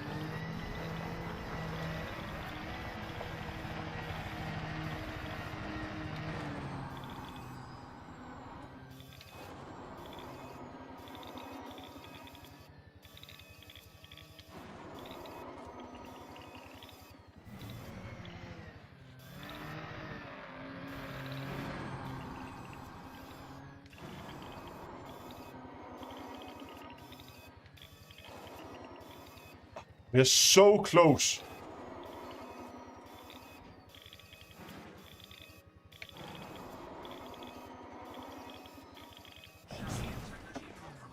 Oops.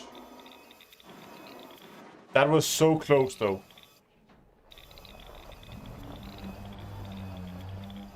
Oh, there's also 2 out there. Look at that.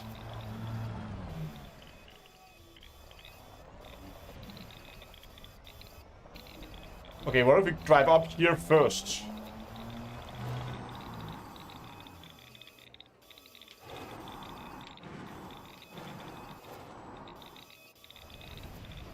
This side of it is slightly higher.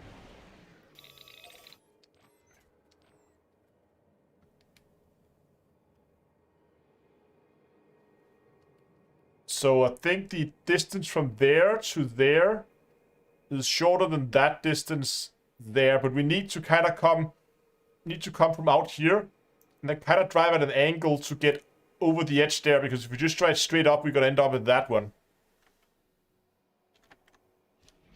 So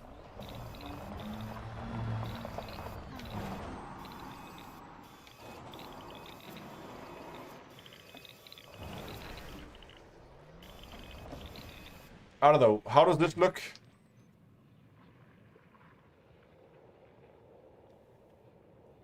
That looks more promising to me. Let's go. Let's do this. Climbing inside a volcano. Here we go.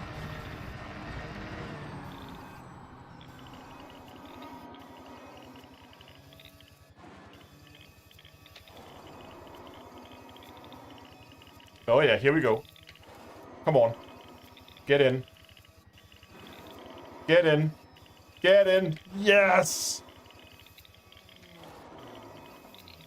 Woohoo!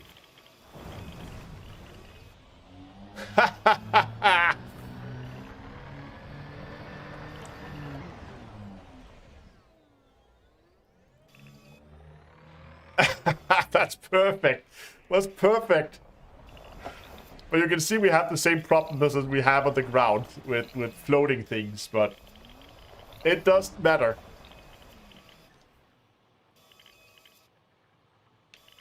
SRV must be upright.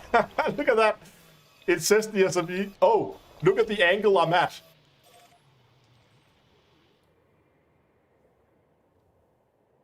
This is level. Hold on.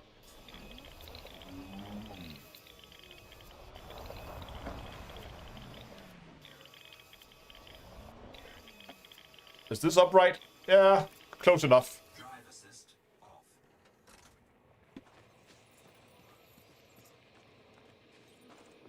Warning. Dangerously high temperature detected. I'm claiming that I've now crawled into a volcano. Oh, that's gonna be a fun highlight.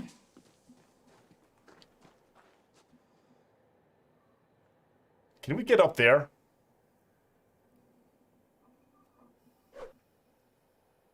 Yes, exactly. World news. Astro's just done the impossible. I drove an SRV into an active volcano. Saw it here first, folks. I want to see if I can climb up there on the very, very top.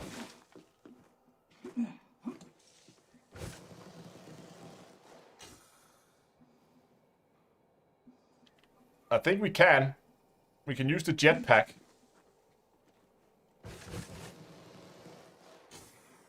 And then we just need to be able to not fall down while it recharges. Ah, come on. No. I need that jetpack now. Damn it. Comes like, yo, or Astro. It's a volcano. Warning. Dangerously high temperature detected. It's at this point I wish I brought a rocket launcher, so we could fire rockets into an active volcano. Yeah, I forgot to bring a flag. Maybe it's easier to go the other way. It looks like it's less steep that way. There's this part here which is pretty steep, but... if not, we're gonna do it in the SRV. Surely the SRV can make it up there.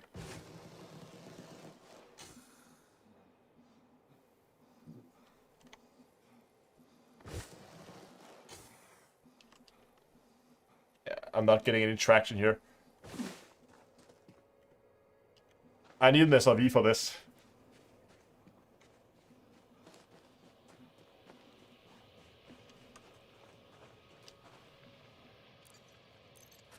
We should name this volcano. I want to name this. I got first footfall on this planet.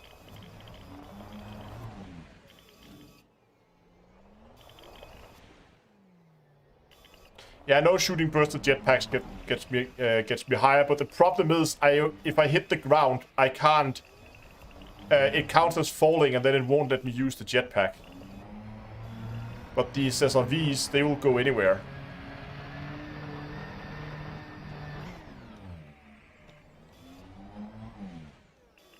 I'm so afraid of falling out on the outside, because then I have to crawl in here again. Yeah, I'm falling into the inside again.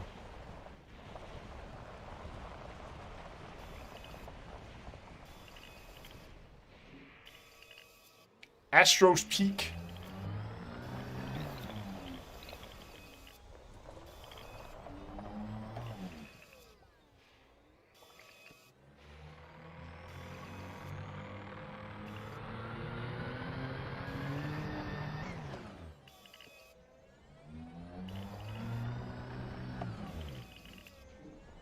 I'm gonna try the other way, because SRVs handles sharp edges a lot better.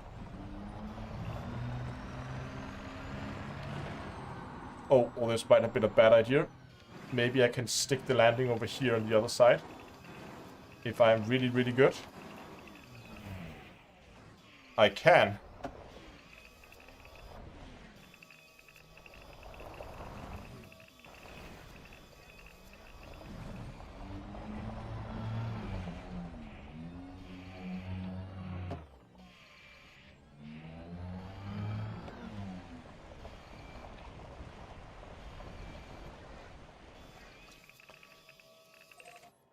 I need to do this in third person, because I can't see when I'm coming over the ridge, and if I overshoot just the slightest, that's what's waiting for me on the other side. A very, very steep drop and a volcano at the bottom.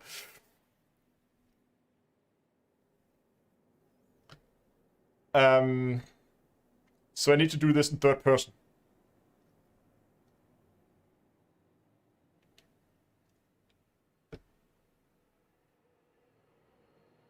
Come on. Nope. That's no good. And I saved it. I need more, I need a better run up for this. Oh, fuel reserves are low, hold on. Hopefully I have enough for synthesizing. Yes, a review fuel, I do.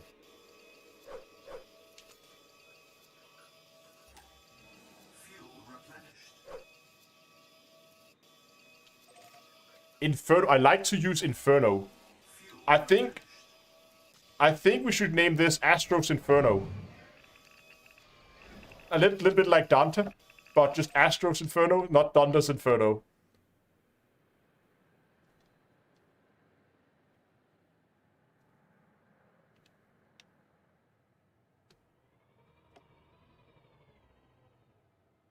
Okay. Ha, great. Lost all my speed there.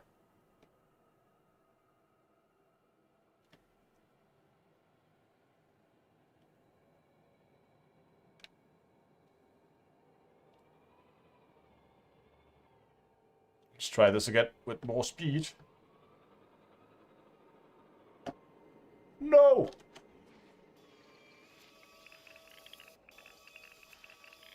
There we go! That was what I was trying to avoid. I overshot it. But I stick the landing. That's fine.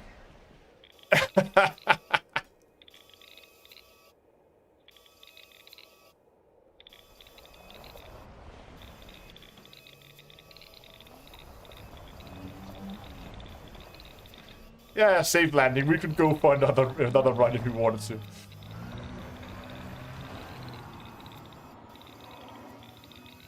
I think I will name this volcano Astro's Inferno.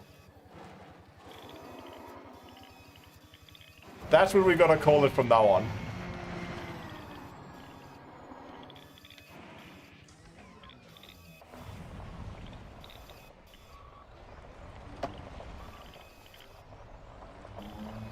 Should we give it another go?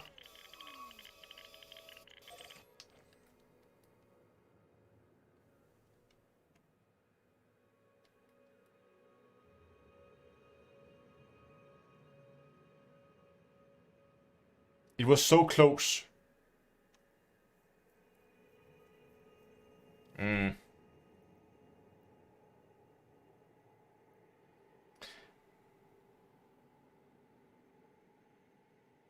Find a bigger one.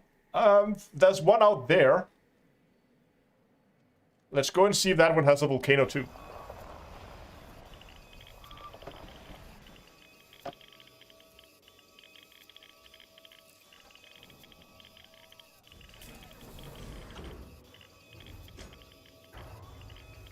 Yeah, I'm just gonna write down the system name and coordinates. Astro's Candle. That would work too, but Astro's Inferno sounds more aggressive. I'm just gonna write this down. So Astro's Inferno, and it is in aUEC.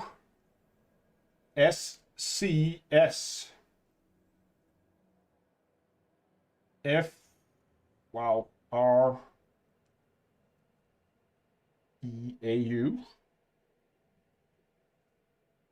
And then it is JM-U. Wow, the system name. D3-224. No, hold on. Is that my next system, or this is my... Hold on, I need to check this.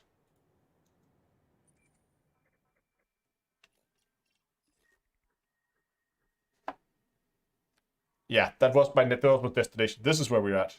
Yeah, that was my target.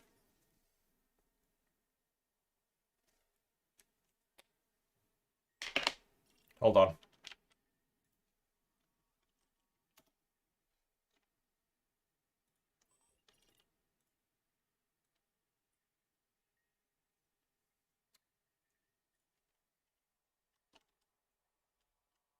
SCSFREA.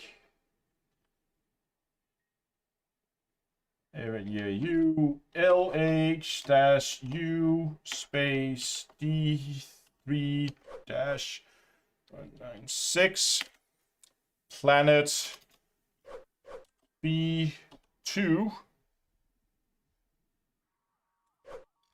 Yeah, B2 at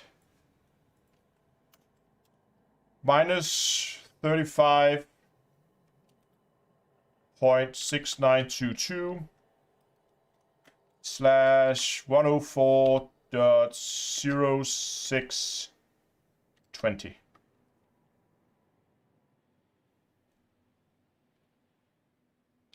This is not a spreadsheet. This is just we're gonna call this one Astro's Inferno. There we go. That is now saved, so we have that. And I can always go back and watch the streams later, I guess. Yeah, it is saved. Thank you. I just want to go out and check this one. I just want to see if it's like a common thing. Because there's also one right over there.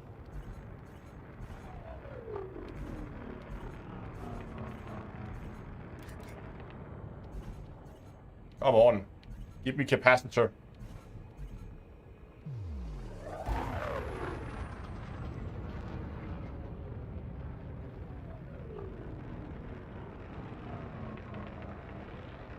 This one is not as tall. There's lots of rocks in there.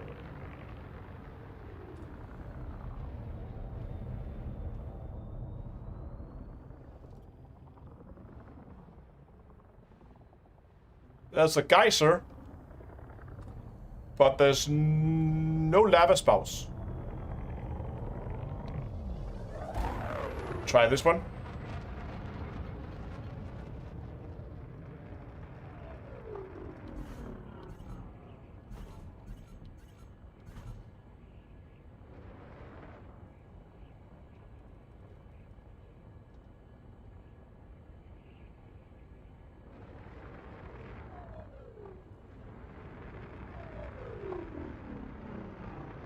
Something in there. Oh.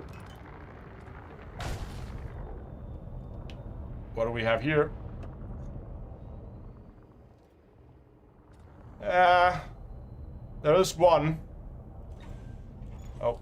Cargo scoop retracted. That one there, but it's not as good as the other one.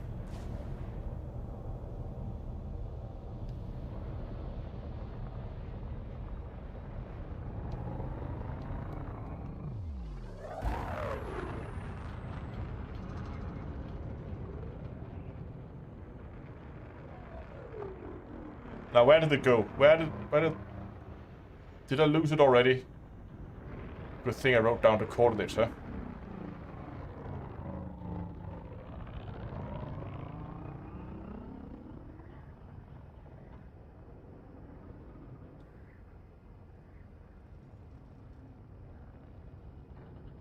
I already lost it.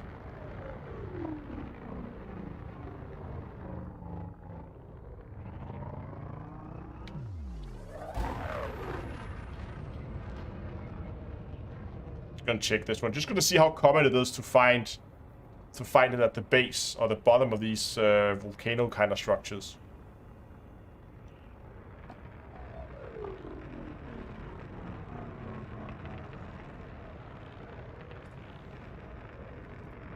I forget how downgraded the thrusters is on this thing.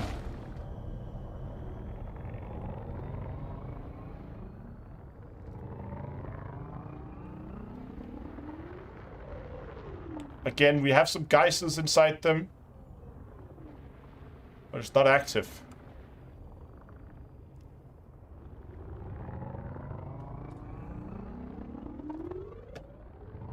I'm just going to see if I can find the volcano again.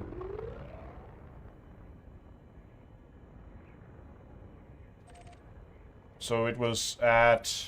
Wow, close this one.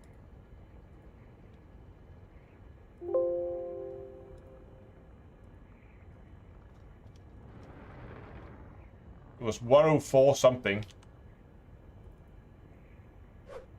104.0620. Ah, shields are fine.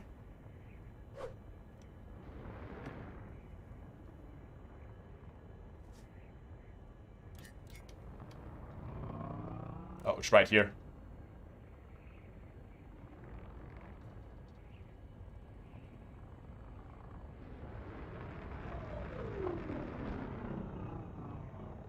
There it is.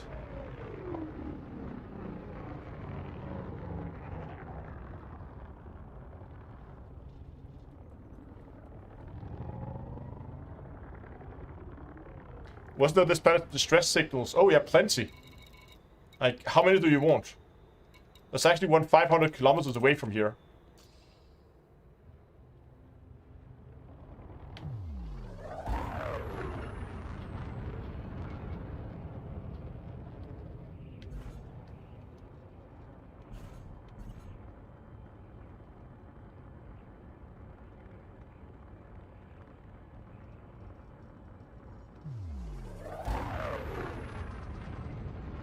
How far is this from Colonia? It's very close to Colonia.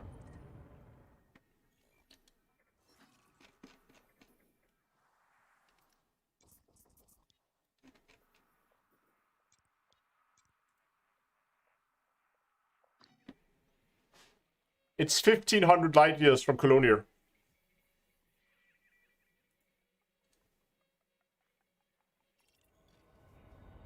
Frameshift drive charging.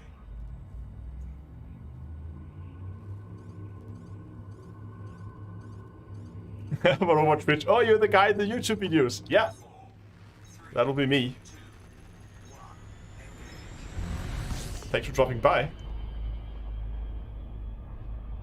Let's head over to that distress beacon and see what's there.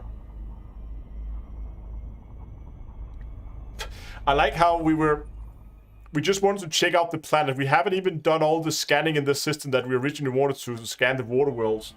Get a little bit of cash out of it. Though I would prefer findings like this over a few million credits any day of the week.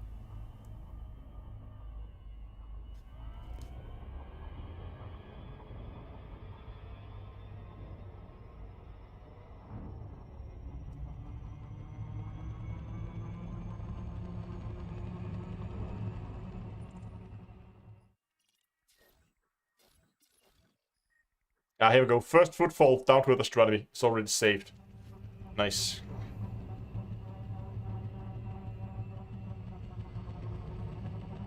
Yeah, it's weird that it's the problem that even here in undiscovered systems, there are still way too many like random signal sources spawning on the planets.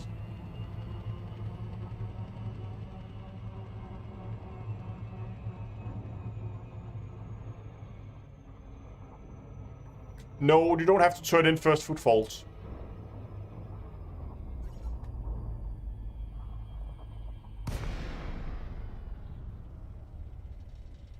You always get money, but you never get your own volcano. Exactly. Can that now include scan? Yeah, you can just click a button and turn it off like that. There we go. It's gone now.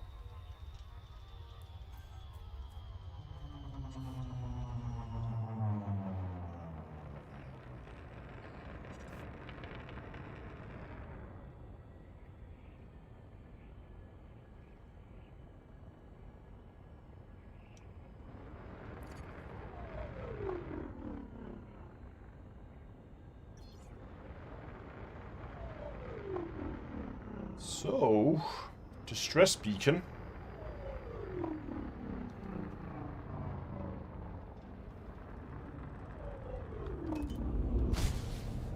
Oops.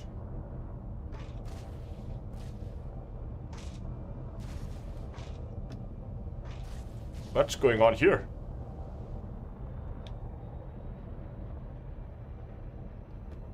Reverse was not working.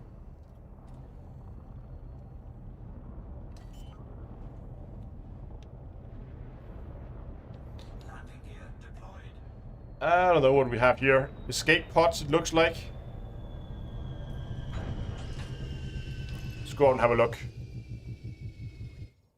Yeah, crashing into the planet nose first is the best way to stop your ship. Look at that planet now. Warning. Dangerously high temperature detected. We got some escape pods. Got some engineering materials. More escape pods everywhere.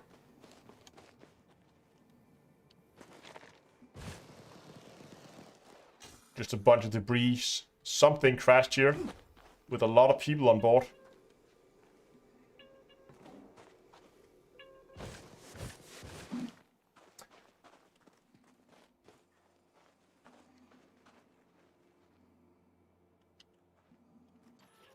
Is it just me? Or are these escape pods a little on the small side?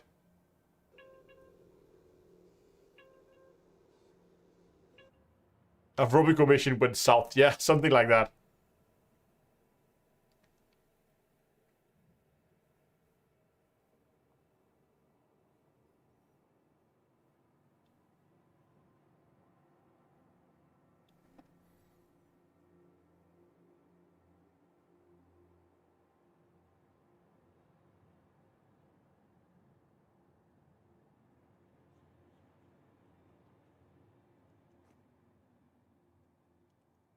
Oh. Ah, there we go. Those are teenage escape pods. Oh, that's not what I wanted. I want to board the ship.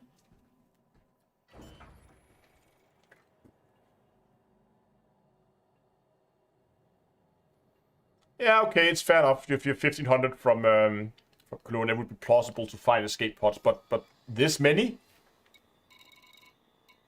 I mean, that's a lot.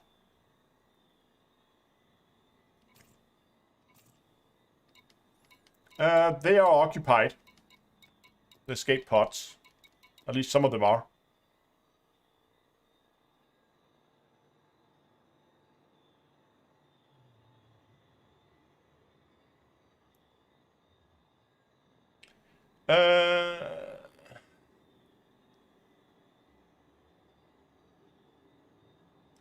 The minor wreckage.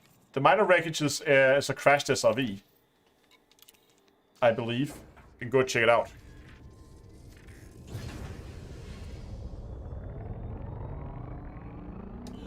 Yeah, but it doesn't matter where you go. Everywhere you go, you will find these crash sites or distress beacons.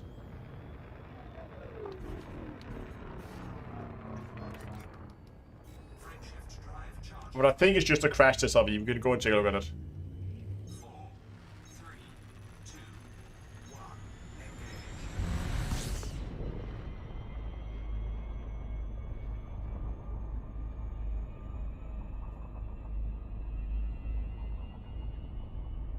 Engage. It's probably on the other side of the planet, so we need to get a little bit of altitude first.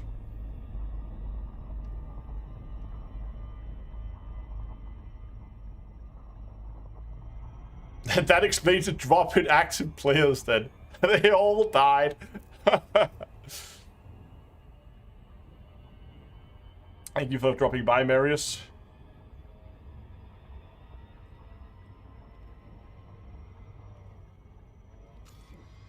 Oh, where did it go?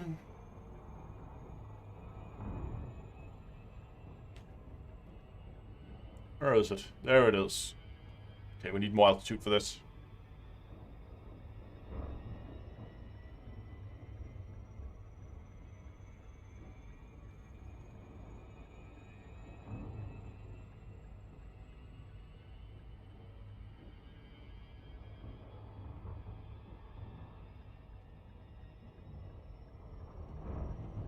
Okay, should have enough altitude now. We can just orbit our way around.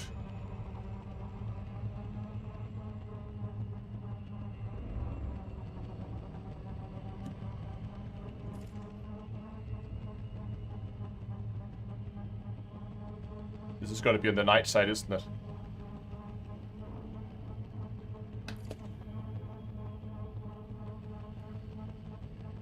There's another distress beacon right there.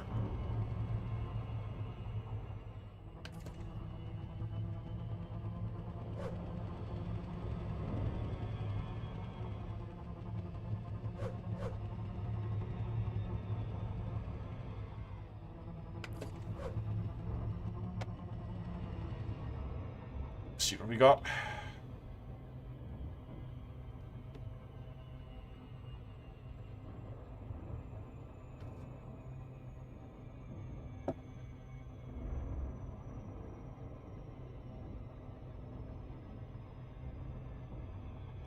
Yeah, more volcano territory out there. You can see it. That area out there is volcano land.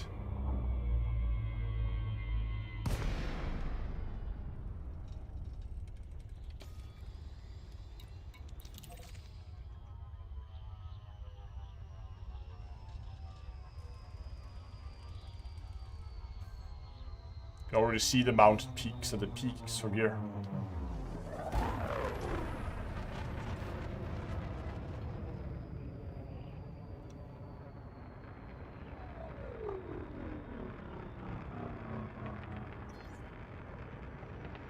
I think it's an SRV at least, but it doesn't look like an SRV from here.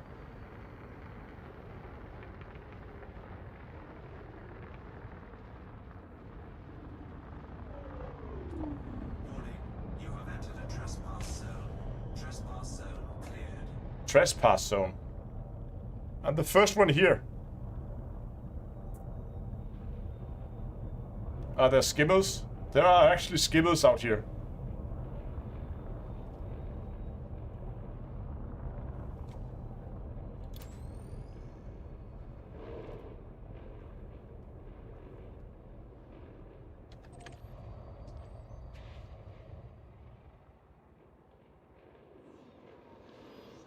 Some more escape pods.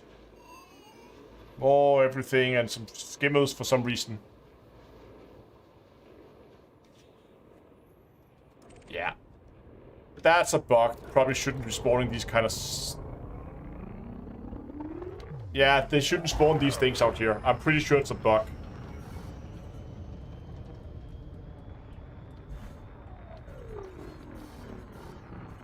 Outright. Still obscured. Drive charging. 4, 3, 2, 1. Engage. Okay, I think with that, it's gonna be time to call it for tonight. Been streaming for what, 4 hours now? Yeah, just about 4 hours. That was a ton of fun. I mean, I think we spent, I don't know, an hour and a half, 2 hours just on this last planet. That's why I do exploration, by the way. This is because stuff like this, where you just find one cool planet and you end up spending a whole evening just running around it, looking at all the different sites. Yes, there will be an after party as always, so don't go anywhere. We have a couple of things we need to do before we end the stream, though. First of all, after party. Over on Discord, there will be I'll be hanging out over there. We'll have the usual after party. You are more than welcome to join. You can find it at discord.d2a.com. I just need to go and get a bio break, and then I'll be there after I close down the stream. Also, remember that there's still the discount code, which is awesomes with an S. It should be in chat here in a second. So if you go to the D2A store and look at the merch store, you will be able to get 10% off any order. And that's going to last until the end of the live stream. Then I'm going to remove it. So you have... I'm going to give you 10-15 minutes as always.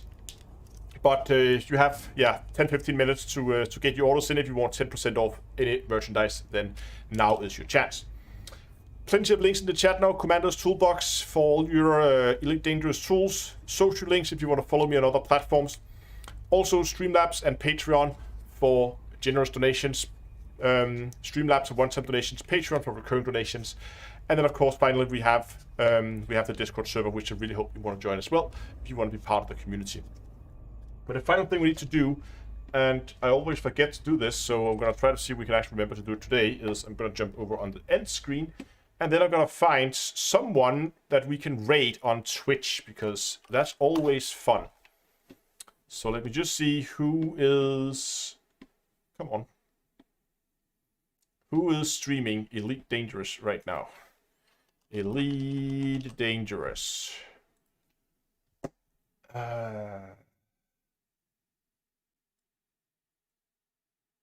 Anyone that you guys know?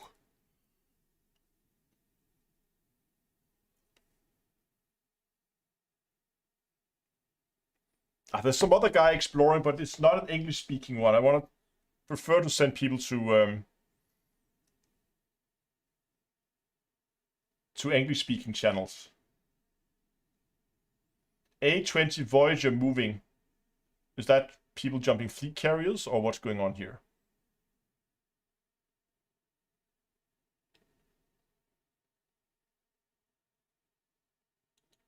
I don't know.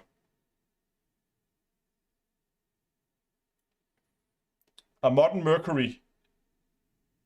Modern Merc. Okay, let me check him out, see if he's exploring, because it would be fun to send people onwards to another exploration stream.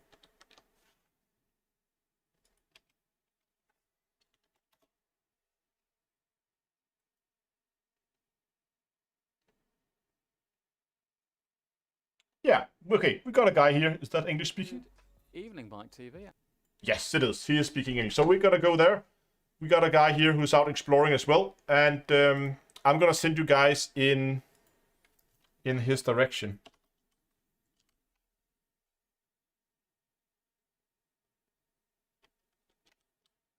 Crowd. There we go. Okay. That's going to be it for today. Thanks for watching, guys. Hope we'll see you guys over on Discord for the after party. And better start the raid. And also next time, I'll see you guys in space.